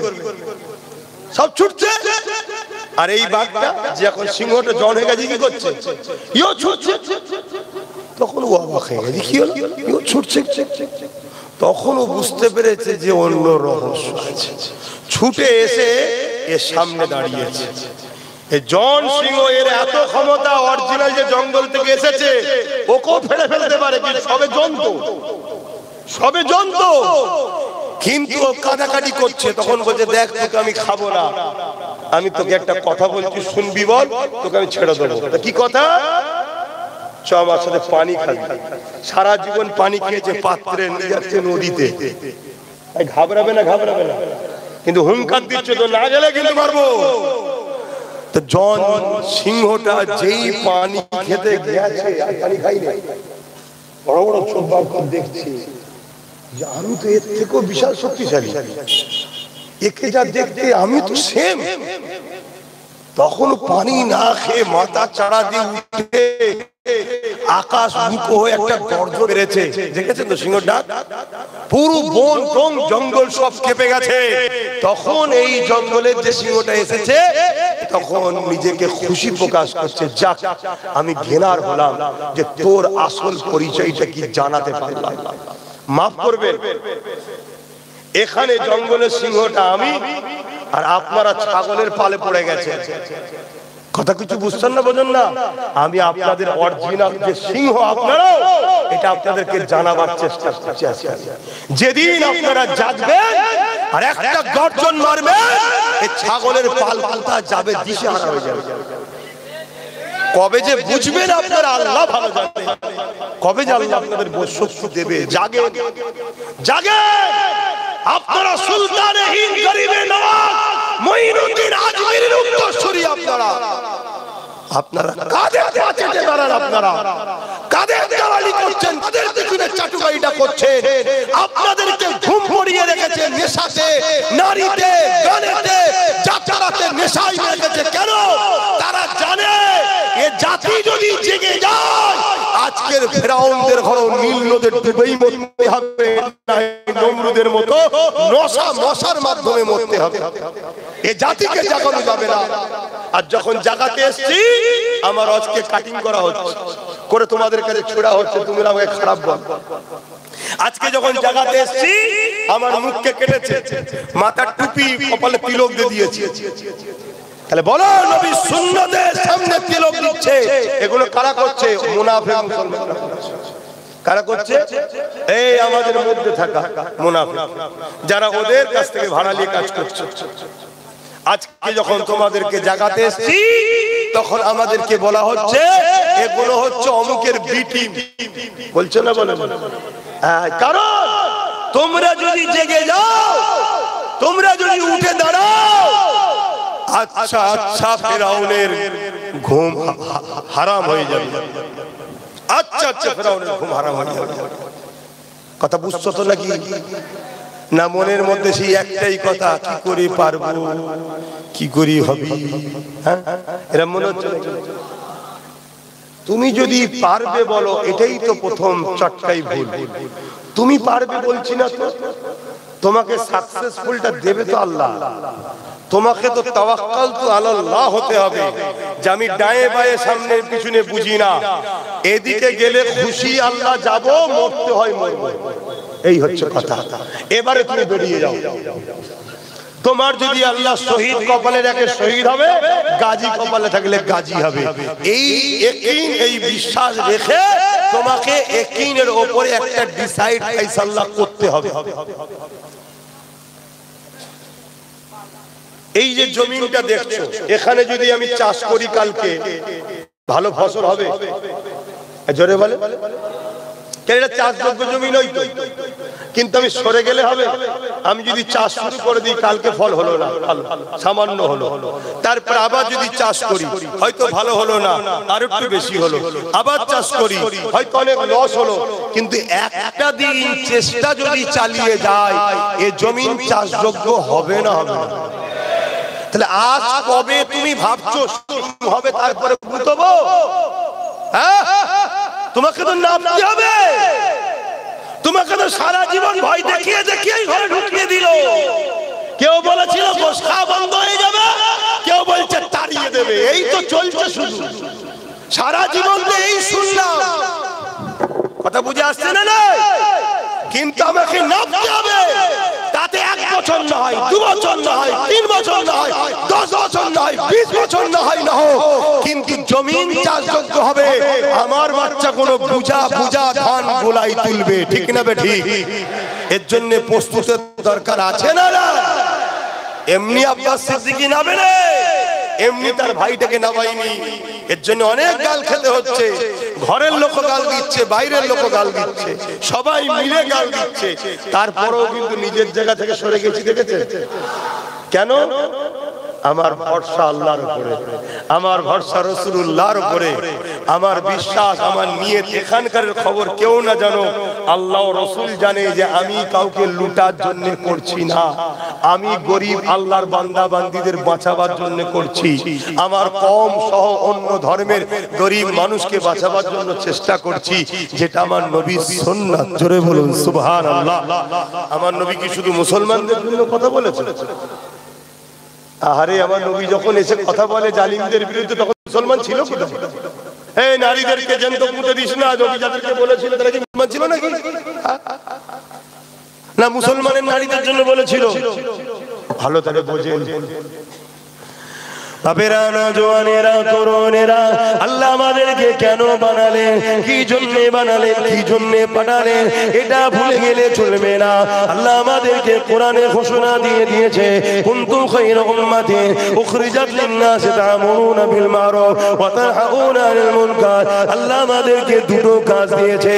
এবার আব্বা জানেরা, এবার আম্মা জানেরা, এবার ভাইরা বোনেরা, এবার নওজওয়ান তরুণেরা, যুবকেরা, আল্লাহ পাক ছাড় দিয়েছে, ছেড়ে দেয়নি, হিসাব কিন্তু নেবে। আল্লাহ পাক দুটো কাজ দিয়েছে। এবারে পর্দা খুলে দাও, এবারে পর্দা খুলে দাও। কাজ হয়ে গেছে, দেখেন কাজ হয়ে গেছে, এবার পর্দা খুলে দাও।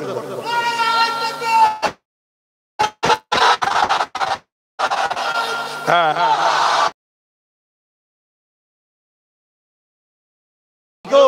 মুজাহিদের সংখ্যা তখন কম ছিল, ওই জন্য ঠান্ডা আবহাওয়া ছিল। এখন মুজাহিদ বেড়ে গেছে, যুবকদের সংখ্যা বেড়েছে, তাই গরম তাপ বেড়েছে। সুবহানাল্লাহ, নারে দিবে, নারে দিবে, হাত তুলে বলেন লাব্বাইক। আপনারা বলেন ইয়া রাসূলুল্লাহ লাব্বাইক, হাত তুলুন সবাই, লাব্বাইক, লাব্বাইক, লাব্বাইক, লাব্বাইক। সাইয়্যিদি ওয়া মুরশিদি, ইয়া নবী, ইয়া নবী, সাইয়্যিদি ওয়া মুরশিদি, সাইয়্যিদি ওয়া মুরশিদি, সাইয়্যিদি ওয়া মুরশিদি। নারে তাকবীর, দুরূদ শরীফ, আল্লাহুম্মা সাল্লি আলা।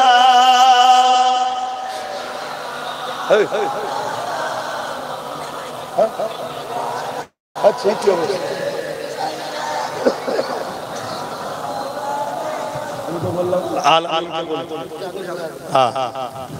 বাবা আমার, ভাই আমার, অসুবিধা হচ্ছে, একটা নাত শরীফ পড়ছি, নাত পছন্দ করে শোনেন তো। তবে এখন নাতের নামে যে ফাংশন হচ্ছে, নবীর মেম্বার গুলো, এগুলো চলবে না। নাতের নামে নবীর মেম্বারে ফাংশন হচ্ছে, ছেলে মেয়ে এক জায়গায় হয়ে যাচ্ছে, নাতের নামে কি ভোজকমু হচ্ছে। এই যুবক শুনছো, গান শুনলে কাবিরা গুনাহ হয়, বেঈমান হয় না। নবীর নাতের নামে আর কি ভস্ম করলে কাফের হয়। কোন মায়ের বেটা থাকলে আমার ফতোয়া কেটে দিতে পারে। শুনছেন আমি কি বলছি? গান শুনলে কাবিরা গুনাহ হয়, কি হয় জোরে বলে? তওবা করে কাদাকাটি করলে আল্লাহ বলেছে আমি মাফও করে দিতে পারি। জোরে বলুন সুবহানাল্লাহ। যদি মাফ নাও করে, যে শাস্তি সে শাস্তি দিয়ে ঈমান থাকার জন্য জান্নাত যাবে একদিন না একদিন। কিন্তু নবীর নাতের নামে, নবীর রাজ শরীফের নামে ইয়াজকি ফসকম ফাজলামু যদি করো, ঈমান চলে যাবে। আমার নবী জাতা জিনিস নয়। ওই নবী পাকের নামের যে মিম অক্ষর আছে না, এই মিম অক্ষরকে যদি একদিকে রাখা হয়, পুরো দুনিয়াকে যদি আরেক দিকে রাখা হয়, মিম অক্ষরটার ভারী বেশি হবে। জোরে বলুন সুবহানাল্লাহ। কথা কিছু ঢুকছে মাথায়? আদবের, প্রেমের, মর্যাদার, সম্মানের, দামের কথা বুঝে আসছে। সেই নবীলেই আর কি করলাম না করো না, না ভালো জিনিস তো, কিন্তু এর বীজখানে আর একটা কাজ আছে, ওটা একটু আপনাদের করতে হবে, করবেন না? এই জলসাটা হলো, দুটো কথা এসে বললাম, শুনছেন তো? ভুল করছি? আপনাদের জাগান কি অন্যায় করছি? যুবক জাগো, আগামী দিন তোমার সামনে তোমার মা বোন বেটির রেপ হয়ে যাবে, তুমি কিছু করতে পারবে না। একদম স্পষ্ট কথা আমি বলা ছেলে, কোন লুকোচুরি করা মুখে কথা এটকে বলা ছেলে আমি নয়, হাকিকাত বলছি, হাকিকাত বলছি, যেটা প্যালেস্টাইন বাসীর সঙ্গে ঘটেছে, আগামী দিন তোমাদের সাথে ঘটবে। শুনছো তো যুবক? যদি না জাগো আর জেগে যাও, জেগে যাও, আল্লাহ ও রাসূলের হয়ে যাও শুধু, ব্যাস, তোমাদের কেউ কিচ্ছু করতে পারবে না। কথা মাথায় ঢুকছে?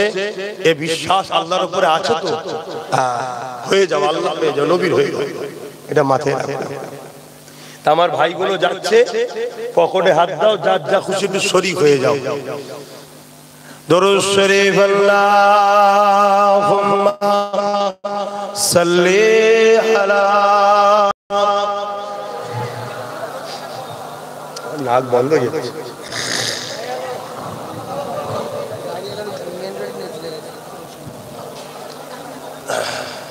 আচ্ছা, আল্লাহ সুস্থ আল্লাহ জলসার জন্য দিয়েছে। বেশি কথা নয়, আগে চলে যাও, বেশি কথা নয়, আমি নাকটা পড়বো তো, সামনের দিকে থাকলে কি করে হবে? তাড়াতাড়ি যাও, বসো।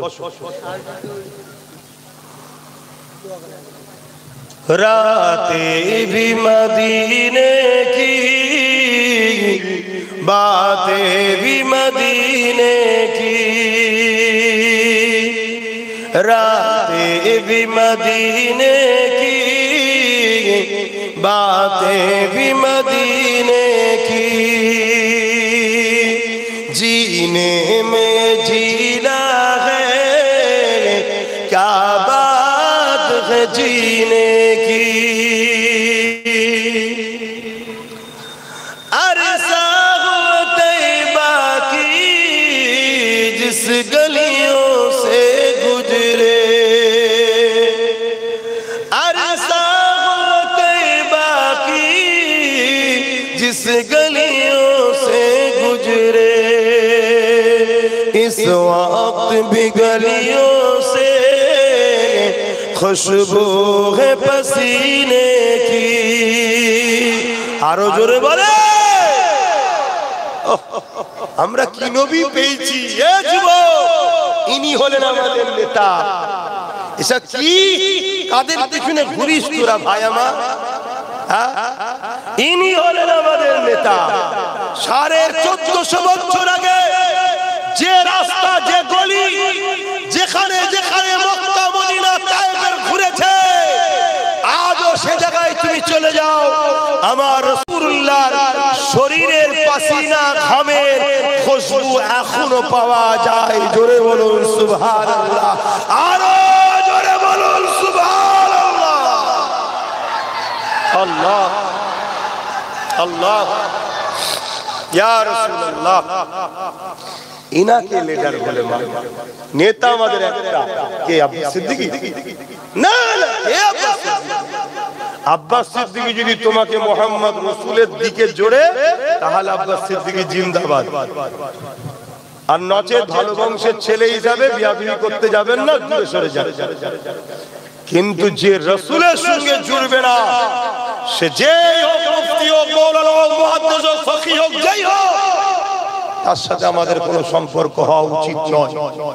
এটা হবে ঈমানদারদের মিশন একটাই, কেন আমরা নবীর সাথে জুড়ব, নবী আমাদেরকে আল্লাহর সাথে, বান্দা আর দাসের যে সম্পর্ক, বান্দা আর আল্লাহর যে সম্পর্ক, সেই সম্পর্কে নবী জুড়বে। জোরে বলুন সুবহানাল্লাহ।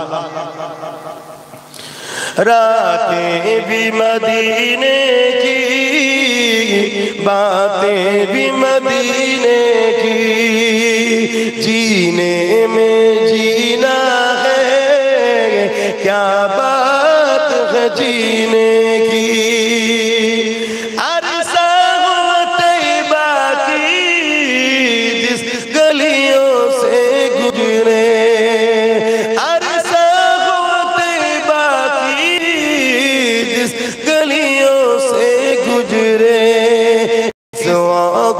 गलियों से खुशबू है पसीने की, रातें भी मदीने की, बातें भी मदीने की, जीने में जीना है क्या बात है जीने की।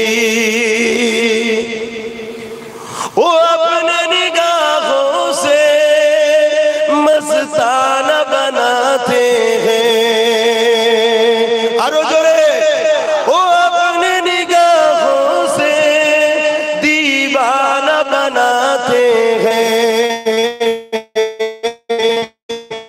मत भी नहीं पीने की। কথা বললাম जहमत भी नहीं देते मैं खार को पीने की, रातें भी मदीने की, बातें भी मदीने की, जीने में ये जीना है क्या बात है जीने की।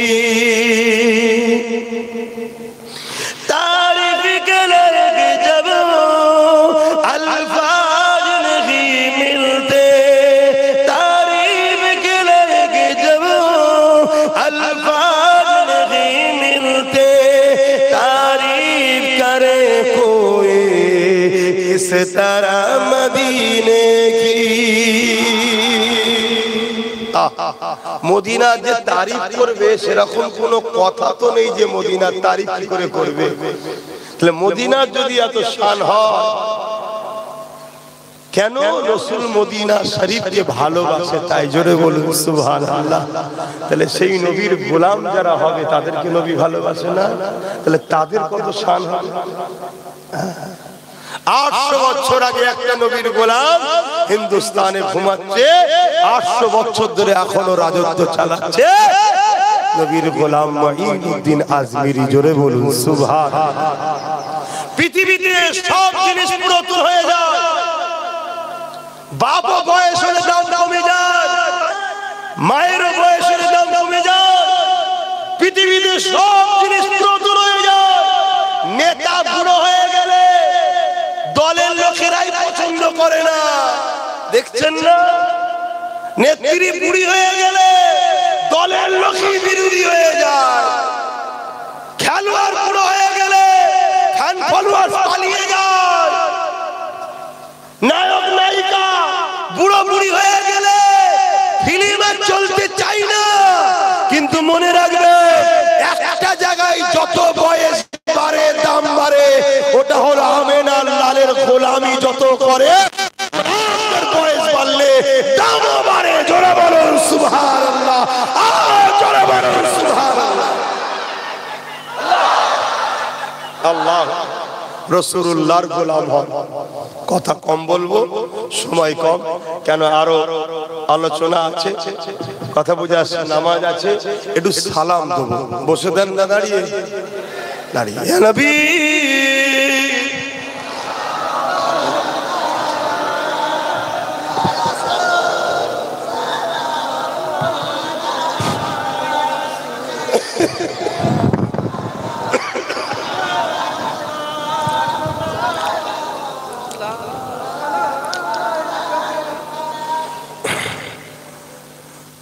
আমি একটা কথা সব জায়গায় আলোচনা করি, আজকেও এখানে একটু করতে চাইছি। সালাম দিয়ে বসার পরে আপনারা যদি শুনতে চান হাত তুলে সাক্ষী দেবে। সেটা হলো একটু ওয়াকাব নিয়ে আলোচনা করতে চাইছি, আপনারা কি শুনতে চান? হাত তুলে সাক্ষী দেন। আলহামদুলিল্লাহ, আগে সালামটা দিয়ে নি, তারপরে বসাবো, বসে ওয়াকাব কথা বলবো। طلع البدر علينا من شنيات الوداع وجب الشكر علينا ما درى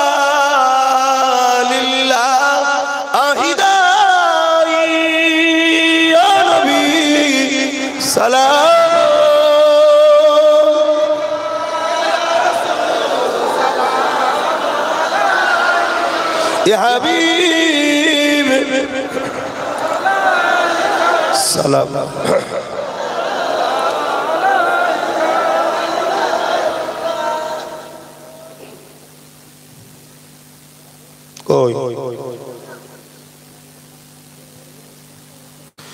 কঠিন হাসরের দিনে কি আছে মোদের কপালে, গুনাহগার উম্মাত আতো আপনার লইবেন সঙ্গে মাহশরে। নবী সালাম ইয়া রাসূল ইয়া হাবিব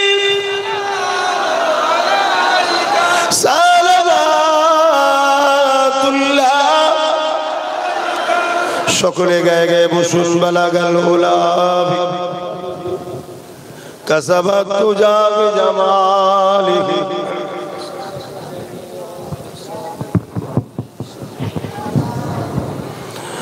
যাদের হৃদয়ে আছে আল্লাহর ভয়, তারা কবু নবী ভুলে যায় না।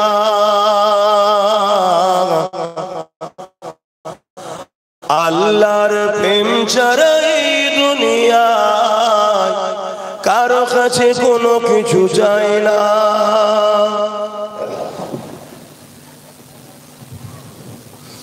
যাদের হৃদয়ে আছে আল্লাহর ভয়, তারা কবু নবী ভুলে যায় না। আল্লাহর প্রেম ছাড়া এই দুনিয়ায় কারো কাছে কোনো কিছু চায় না। রাতের আধারে যারা সিজদাতে রয়, দু চোখের স্রোতে নদী যেন বয়। রাতের আধারে যারা সিজদাতে রয়, দু চোখের স্রোতে নদী যেন বয়। ছলনার আচারে যত আসো, ছলনার আচারে যত আসো, পিছনে ফিরো তাকায় না। যাদের হৃদয়ে আছে আল্লাহর ভয়, তারা কবু নবী ভুলে যায় না।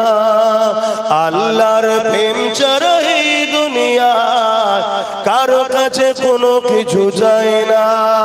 আল্লাহুম্মা সাল্লি আলা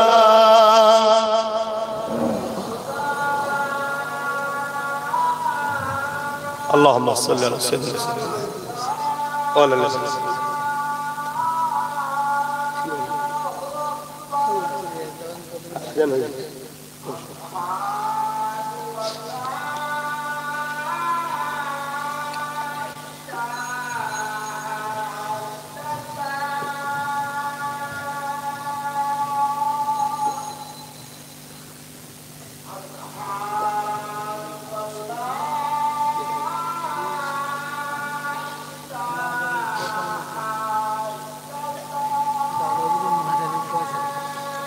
মাঝের একটা গালি আয়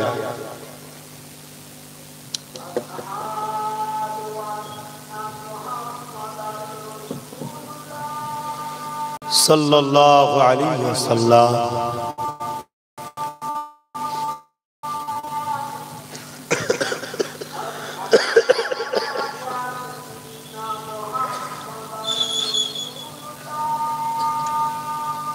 কুররাত আইনা বিকা রাসূলুল্লাহ।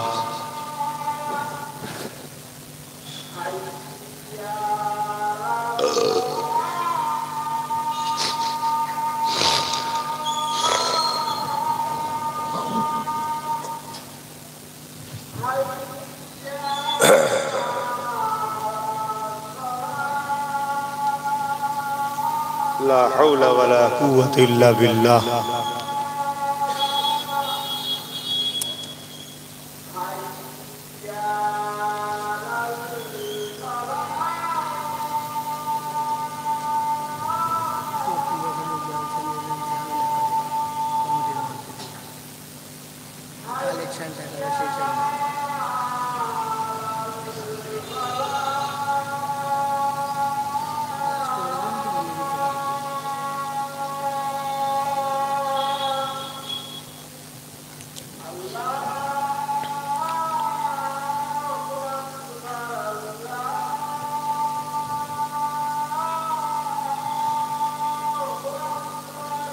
আল্লাহ আকবার, আল্লাহ।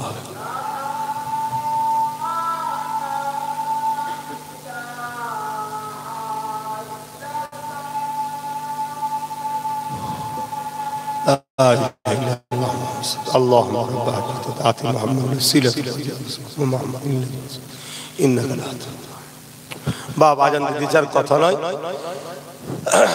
21 অগ্রহায়ণ নলেজ সিটিতে প্রোগ্রাম হয় জানেন তো। 2 বছর করতে পারিনি, এবছর করব বলে ইরাদা করেছিলাম, কিন্তু শুনছি আবার 9 তারিখে নাকি এসআইআর এর একটা খরচা লিস্ট দেওয়া হবে। এসআইআর নিয়েও মানুষ একটু টেনশনের মধ্যে আছে। টেনশন হওয়াটা স্বাভাবিক, কিন্তু এমন টেনশন করবেন না যে টেনশন আপনি মারা যান। কথা বুঝছেন? এটা কিছু নয়, শুধু ভয় ভীতি দেখানোর একটা ষড়যন্ত্র চলছে। নির্বাচন কমিশনার যে কথা বলছে, যদি সেইভাবে এসআইআর হয় তাহলে কারো নাম বাদ যাওয়ারও ব্যাপার নেই, আর যেগুলো ফেক নাম সেগুলো বাদ যাবে। যদি এসআইআর নিয়ে কেউ রাজনীতি করে তাহলে রাস্তা খোলা আছে, তো সংবিধানকে সামনে রেখে রাস্তাতেও লড়াই হবে।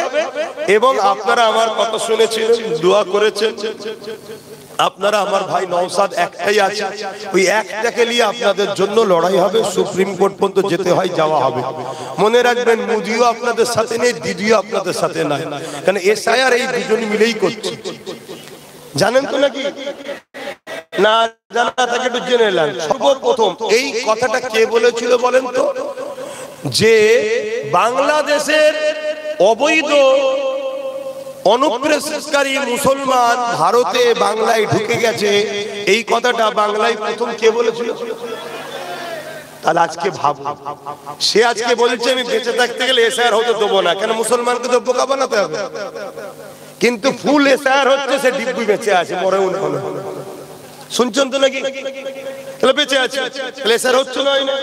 দ্বিতীয় নম্বর কি এখন বলছে? যতক্ষণ না সবার ফর্ম ফিল আপ হচ্ছে আমি ফিল আপ করবো না। তার মানে সবার কি করাবে? অতএব ও এসআইআর করাচ্ছে, এও এসআইআর করাচ্ছে।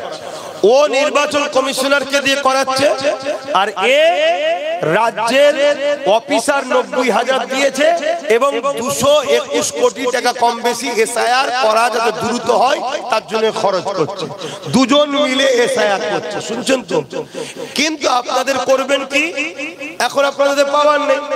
যদি পাওয়ার থাকতো, কেরলের মতো আরো বিভিন্ন রাজ্যে যেমন কেস করে স্থগিত করে দিয়েছে, বন্ধ করে দিয়েছে, সেটা করা যেত, কিন্তু ক্ষমতা তো আপনাদের হাতে নেই। সেই জায়গায় আপনাদের কারণ ফর্ম ফিল আপ করতেই হবে। ফর্ম ফিল আপ যখন করবেন একটু বুঝে সুঝে করবেন, ভুল যেন না হয়ে যায়। দুটো ফর্ম জেরক্স করবেন, জেরক্স করে তার উপরে প্রথম করবেন, যদি ভুল হয় কাটাকাটি করে ঠিক হয়ে যাওয়ার পর 10 জনকে দেখিয়ে তারপরে অরিজিনালটাতে ফিল আপ করবেন।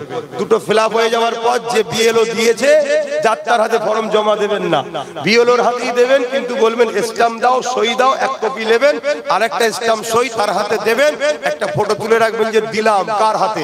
বাই চান্স যদি কেউ তোমাকে ঠকিয়ে দেয়, ফর্ম যে জমা করছেন কি মানে, তাহলে নাম্বার চলে যাবে। ঠিক না বেঠিক? তুমি ভাববে আমার নাম্বার গেল কেন? রাস্তায় নেবে হইয়ে করলে হবে, পুলিশ নেবে পিটিয়ে লাল করে ফেলবে, কেন পাওয়ার নেই তোমার পুলিশ ওদের। ভুল বলছি নাকি? তাহলে তুমি কি করবে? ওই যার হাতে ফর্ম জমা দিয়েছিলে তার নামে তখন আমরা মামলা করব। কান টানলে মাথা আসবে না, আমি দিয়েছি অমুককে, ওকে ধর, ওকে ধর, কোর্ট ডাকবে সবাইকে।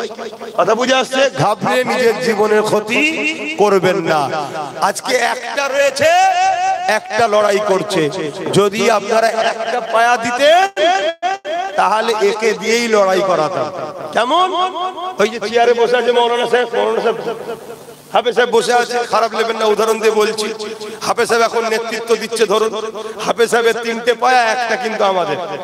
হাফেজ সাহেব এখানে বসে আমাদের বিরুদ্ধে বলতে পারবে? বললেই বলবো উঠেন হুজুর, অনেক হয়েছে, আমার পায়াটা আমাকে দেন। 3টে পায়াতে বসতে পারবে? সরকার পড়ে যাবে। অতএব নিজেদের রাজ পাওয়ারের দরকার আছে না? না। অনেক হুজুর আছে জলসা করছে, অনেক বক্তা আছে জলসা করছে, আলহামদুলিল্লাহ করুক, আমাদের একটু রাজ পাওয়ারও দরকার আছে। আমি আব্বাস সিদ্দিকী জলসা মাহফিল করছি, আমার ভাইটাকে দিয়েছি ওই দিকে, তুই ওই দিকে থাক, ওই দিক থেকে কামিয়াবি আল্লাহ করুক, এই দিক থেকে তোমাদের কিছু সমস্যা হলে হুজুর আমি তো আপনার সেই ভালোবাসার ভাই, ভালোবাসার চাচা, আমি ওকে বলে করিয়ে দেবো। এর জন্য পাওয়ারের দরকার আছে না নাই? এটা বোঝেন, সব দিবার দরকার নেই তো, কথা বুঝে আসছে না? কিন্তু সব দিনের শেষে কি বলবে যে সবই বুঝছি, ডাকাত ঢুকে পড়বে। কি বলবে? ডাকাত ঢুকে পড়বে। আমি তো 15 বছর ধরে কাউকে ঘরের পাহারা দিলাম, ধরুন এই ঘরের পাহারা কাউকে 15 বছর ধরে দিচ্ছেন, আর তার আগে কোনোদিন ডাকাত ঢোকে নেই। পাহারাদার নতুন যখনই এসছে তারপর থেকে 15 বছর ধরে শুধু ডাকাতি ঢুকছে, তাহলে বুঝতে হবে পাহারাদারের সঙ্গে ডাকাতের সেটিং। বলুন বলুন বলুন বলুন, হ্যাঁ এনাই কি করে ঢোকে? তাই পাহারাদারকে এরপরও বলছি, যদি সত্যি তোমার ডাকাত রুকাত শখ থাকে, ডাকাতকে তুলতে আমরা চাই। ডাকাত তো আমার বাড়িতে চুরি করে, তুমি তো পাহারাদার। ডাকাত তো আমার মসজিদ ভাঙছে, আমার মাদ্রাসা ভাঙছে, আমার কবরস্থান ভাঙছে, আমার কওমকে পিটিয়ে পিটিয়ে খুন করছে, আমার কওমকে তো মারছে। যদি রুখতে হয় আমাদের রুখবো আমরা, তাই আসো একসাথে করি। ঠিক না বেটি? জোরে বলো ঠিক না বেটি? এখানেই বোঝা যাবে ডাকাত আর চোরের সঙ্গে সেটিং কেমন। আসবে না, বলবে না না না না ওসব আমাকে দাও, তার মানে কি আমি তোমায় দেবো আর আমি নিশ্চিন্তায় ঘুমাবো, তুমি রাত্রে ডাকাত এলে চোর খুলে দেবে, দরজা খুলে দেবে, আর ও চুরি করে নিয়ে তোমাকে ভাগ দিচ্ছে। তাই কথা শুনছেন? আচ্ছা জীবনে কোনোদিন শুনেছেন কোন জায়গাতে ডাকাত ঢুকতে চোর লাগায়? এটা আমরা করেছি, গর্বের সাথে বলুন না করেছি না করেছি। যাক, ভুলটা যদি বুঝতে পারে তাহলে পরিবর্তন হয়। যদি আজকে ওই যে কি বলে ওয়াকফ কালা কানুন, যেটা বলতে গেলাম, কি করব নামাজ হবে তো, ওয়াকফ কালা কানুন তৈরি করছে না কেন্দ্র সরকার, মসজিদ মাদ্রাসা ওয়াকফ কেলে নিতে চাইছে তো নাকি? আচ্ছা এই নিয়ে যদি কখনো ব্রিকেটে ডাকা হয় খবর পেলে যাবেন তো নাকি? হাত তুলে সাক্ষী দেন। 2 নম্বরই হচ্ছে না তো, ঘাটের পয়সা খরচ করে যেতে হবে, রাজি আছে? হাত নামান। খুব শিগগিরই আমরা কাগজ চলছে, নলেজ সিটটা থাক, ওখানে যাবো ইনশাআল্লাহ। বলুন ইনশাআল্লাহ। তো সেই জায়গাতে এই ওয়াকফ ইসলাম বলছে, আমার একটা কথা ভাইরাল করছে কেটে কেটে, কি আব্বাস সিদ্দিকী বলেছে টিএমসি কে ভোট দিলে ঈমান চলে যাবে। শুনেছেন না শোনেন না? অ্যাকচুয়ালি পুরো কথাটা দেয়নি, পুরো কথাটা দেয়নি। আমি সংক্ষেপে পুরো কথাটা একটু বলে দিচ্ছি, অসুবিধা নেই তো? নামাজ অসুবিধা? আচ্ছা ঠিক আছে, শুনে যান, মন দিয়ে শোনেন।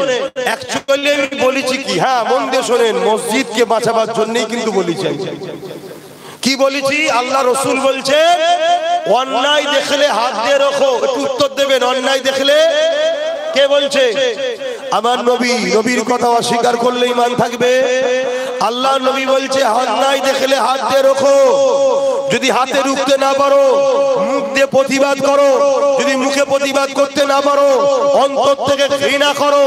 অন্তর থেকে ঘৃণা করার পরেই নবী বলছে অন্তর থেকে ঘৃণা করাটা হলো সব থেকে দুর্বল ঈমান।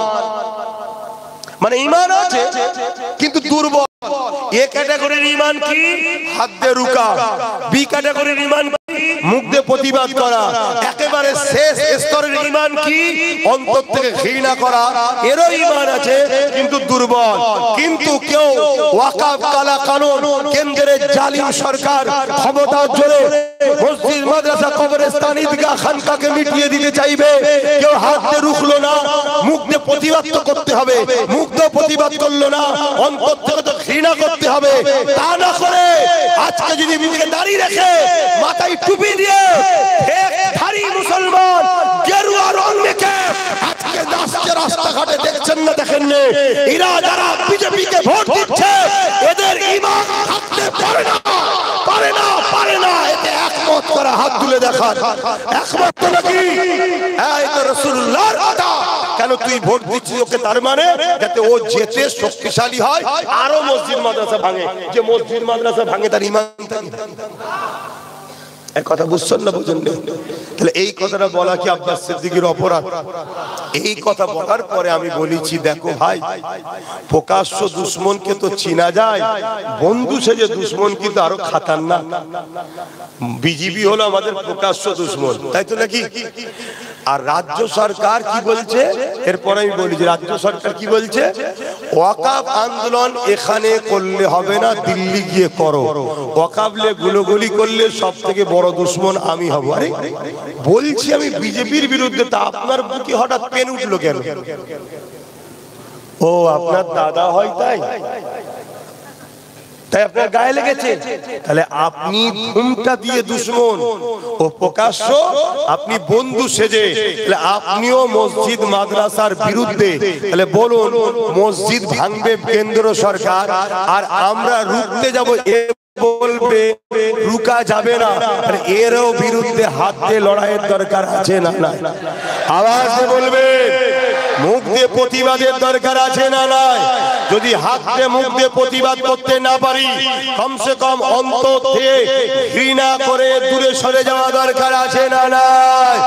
এরপরও তা না করে কোন মুসলমান যদি একে ভোট দিয়ে জিতিয়ে শক্তিশালী করে, তার মানে এই বাংলায় কেউ মসজিদের হয়ে কথা বলবে আর এ তাদেরকে জেলে ভরবে, এই মাদ্রাসায় ওয়াকাফের হয়ে কথা বলবে, এ তাদেরকে কেস দেবে, পুলিশ দিয়ে পিটবে। এই কাজ যে মুসলমান করবে, ওই মুসলমানের ঈমান থাকতে পারে না, পারে না, পারে না।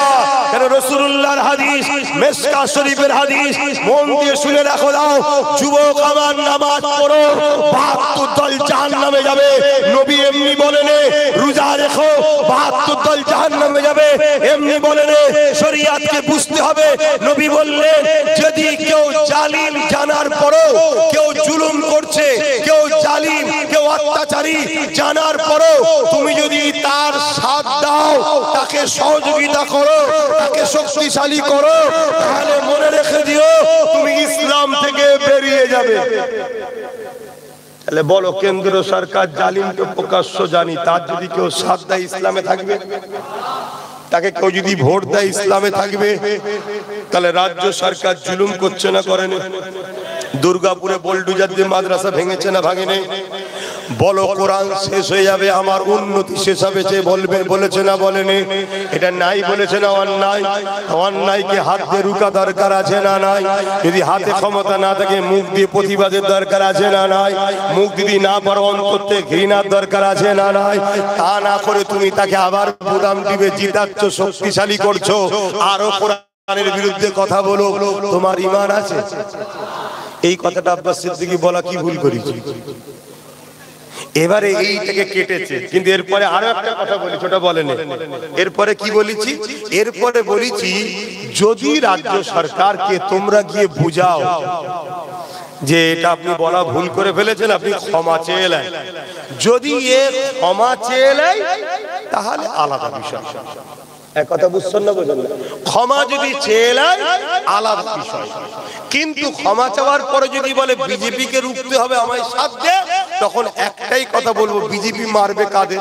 মুসলমানদের, তাই তো নাকি? তাহলে আমাদেরকে পার্টনারে নিতে হবে। এই কথা হ্যাঁ কি না? জোরে বলো। তো মারবে যখন আমাদের ঘরে, তাহলে আমরা কি হচ্ছে না তোর ভেতরে যদি না থাকি, তোমরা দুজন সেটিং করে নিয়ে আমি ঘুমাবো, ঘরে তালা মেরে আগুন ধরিয়ে দিতে কতক্ষণ দেরি? কেন তোমাকে আমি দেখেছি আনিস খানের বেলায় যাওনি, আবু সিদ্দিকের বেলায় যাওনি, তামান্না ছোট্ট বোনটা বোমে মরে গেল যাওনি, যেই বিজেপির খগেন মুর্মু মার খেয়েছে তুমি অমনি চলে গেছে, আমার ভাই মরে যাচ্ছে রে, তুই দেখে এসেছিস। কথা কি ভুল বললাম না? আব্বাসের উপর রাগ হচ্ছে মনে মনে? হো ভালো করে বোঝো। তাহলে বলো, এরপরে আরেকটা কথা বলেছি, কি বললাম? যদি ক্ষমা চেয়ে নেয় তাহলে আলাদা কথা, আমি বলতে যাবো না, শুধু ওর বিরুদ্ধে বলবো, কেন আমার ধর্মের উপর আঘাত দেবে, তাই তো নাকি? এরা কি করেছে? এটাকে কেটেছে, কেটে কোন একজন বুজুর্গ প্রবীণ আলেমের সঙ্গে এটাকে জুড়েছে। সেই বুজুর্গ আলেম বলছে একে নাকি ভোট দেওয়া যাবে, কথা বললেন, আর আমার সঙ্গে জুড়েছে, জুড়ে বলছে কাটটা মানবো। কত বড় মুনাফিকি করছে দেখ। আচ্ছা, ওই বুজুর্গ উলামা কবে বলেছে? যখন ইনি বলেছিল কোরআন শেষ হয়ে যাবে তখন বলেছে? না তার 10 বছর আগে? এক কথা বলেন। হ্যাঁ, অনেক আগে। তখন এর মুখোশটা ছিল, এখন তো মুখ বেরোচ্ছে। তখন সামনে ছিল 10,000 মাদ্রাসা, ফুরফুরাই রেল, উন্নয়ন পরিষদ, ডবল ডবল চাকরি ছিল না? ছিল না? আর এখন কি বেরোচ্ছে? মন্দির করিয়ে প্রসাদ খাইয়ে মুসলমানদের কাফের বানাচ্ছে রেশনের মাধ্যম দিয়ে। তাহলে এই সরকার আমাদের কাফের বানাবার এজেন্ট দিয়েছে না লাইনে? জোরে বলো। সরকারের কাজ এটা, রেশনের মাধ্যম দিয়ে মুসলমানদের প্রসাদ খাইয়ে ঈমান নষ্ট করা। এখানে আলেম উলামা আছে বা যে কোনো জায়গায় সরকারের তো অনেক পুষা আলেম আছে, তাদের কাছে চ্যালেঞ্জ দিচ্ছি, ফতোয়া দিই যে প্রসাদ খাওয়া যায়। কথা বুঝছেন না, বোঝেন না? তাহলে এখন মুখ বেরোচ্ছে না বেরোয়নি? এখন কি বুজুর্গ উলামাটা বলেছে যায়? কথা বুঝছেন না, বোঝেন না? আরো একটা কথা বলে যাচ্ছি। আচ্ছা বলুন, ইনাকে কেউ যদি মুজাদ্দেদ বলে মানে, কেউ ঘোষণা দিল মাইকে ইনি মুজাদ্দেদ, শুনবেন মন দিয়ে, কথাটা বুঝবেন।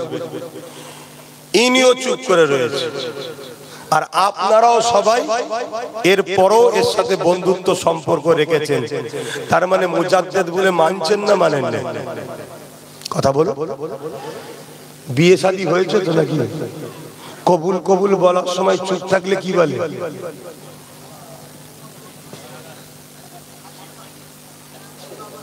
চুপ থাকা হায়ের লক্ষণ। কাঁদলে সমস্যা হয়ে যায় রে বুকা, ফতোয়া জানে না। চুপ থাকা হায়ের লক্ষণ। লজ্জায় বলতে পারে না, দাদি বলবো ঠিক আছে, এ চুপ করে আছে। আর আপনারাও, আমি মুজাদ্দেদ বলেছি আমার বিরোধী না করে এর সাথেই আছেন, তাহলে আপনারাও মুজাদ্দেদ বলে মানলেন না মানলেন না? আচ্ছা, কেউ যদি কাউকে আল্লাহ বলে আর সে যদি চুপ করে থাকে আর আপনারা যদি তার সাথ দেন, তাহলে ফতোয়াটা কোথায় যাচ্ছে? হাওড়া জেলার নির্মল মাঝি মমতাকে আল্লাহ বলেছে। এরা রাজনীতির নামে আমার ধর্মটাকে কি করছে? এলিয়ে জায়গা দরকার আছে না নাই? এই বাংলায় কেউ একজন বলেছিল মাদ্রাসায় জঙ্গি তৈরি হয়, আমরা প্রমাণ করে দিয়েছিলাম। মুহাম্মদ রাসূলের গোলামরা গরীব হতে পারে, মুহাম্মদ রাসূলের গোলামরা তোমাদের পিছনে ঘুরতে পারে, মুহাম্মদ রাসূলের গোলামরা অভাব অনটনের জন্য তোমার কাছে হাত পাততে পারে, কিন্তু বেঈমানেরা এটা মনে করুনি তোমরা বলবে মাদ্রাসায় জঙ্গি তৈরি হয়, তারপরেও তোমাদেরকে মেনে নেব। এটা কিন্তু মেনে লাইনে মুহাম্মদের গোলামরা। আমরা প্রমাণ করে দিয়েছিলাম মাদ্রাসায় জঙ্গি তৈরি যখন হয় বাচ্চারা তোদেরকে ভোট দেবে না। আমরা সেদিন প্রমাণ তাকে দিয়েছি না দিইনি? জনগণ দিয়েছি না দিইনি? আজকে কেউ যদি বলে আল্লাহ অর্থাৎ নির্মল মমতাকে বলবে আল্লাহ, মমতা বলবে কোরআন, এরপরও মুহাম্মাদের গোলামরা আমাদের আল্লাহর পক্ষ থেকে পরীক্ষা দিন এসেছে, আমাদেরকে দেখাতে হবে আমরা কোনো বিজেপি বুঝি না, কোন রাজনীতি বুঝি না। আমরা পৃথিবীতে সবার সঙ্গে লড়তে রাজি আছি, জান দিতেও রাজি আছি। আল্লাহ নবীর বিরুদ্ধে যে যাবে লড়াই করে বেঁচে থাকতে রাজি নয়, তাকে আমরা তালাক দিতে রাজি আছি। হাত তুলে দেখো, হাত লম্বা করে বলে রাজি আছে।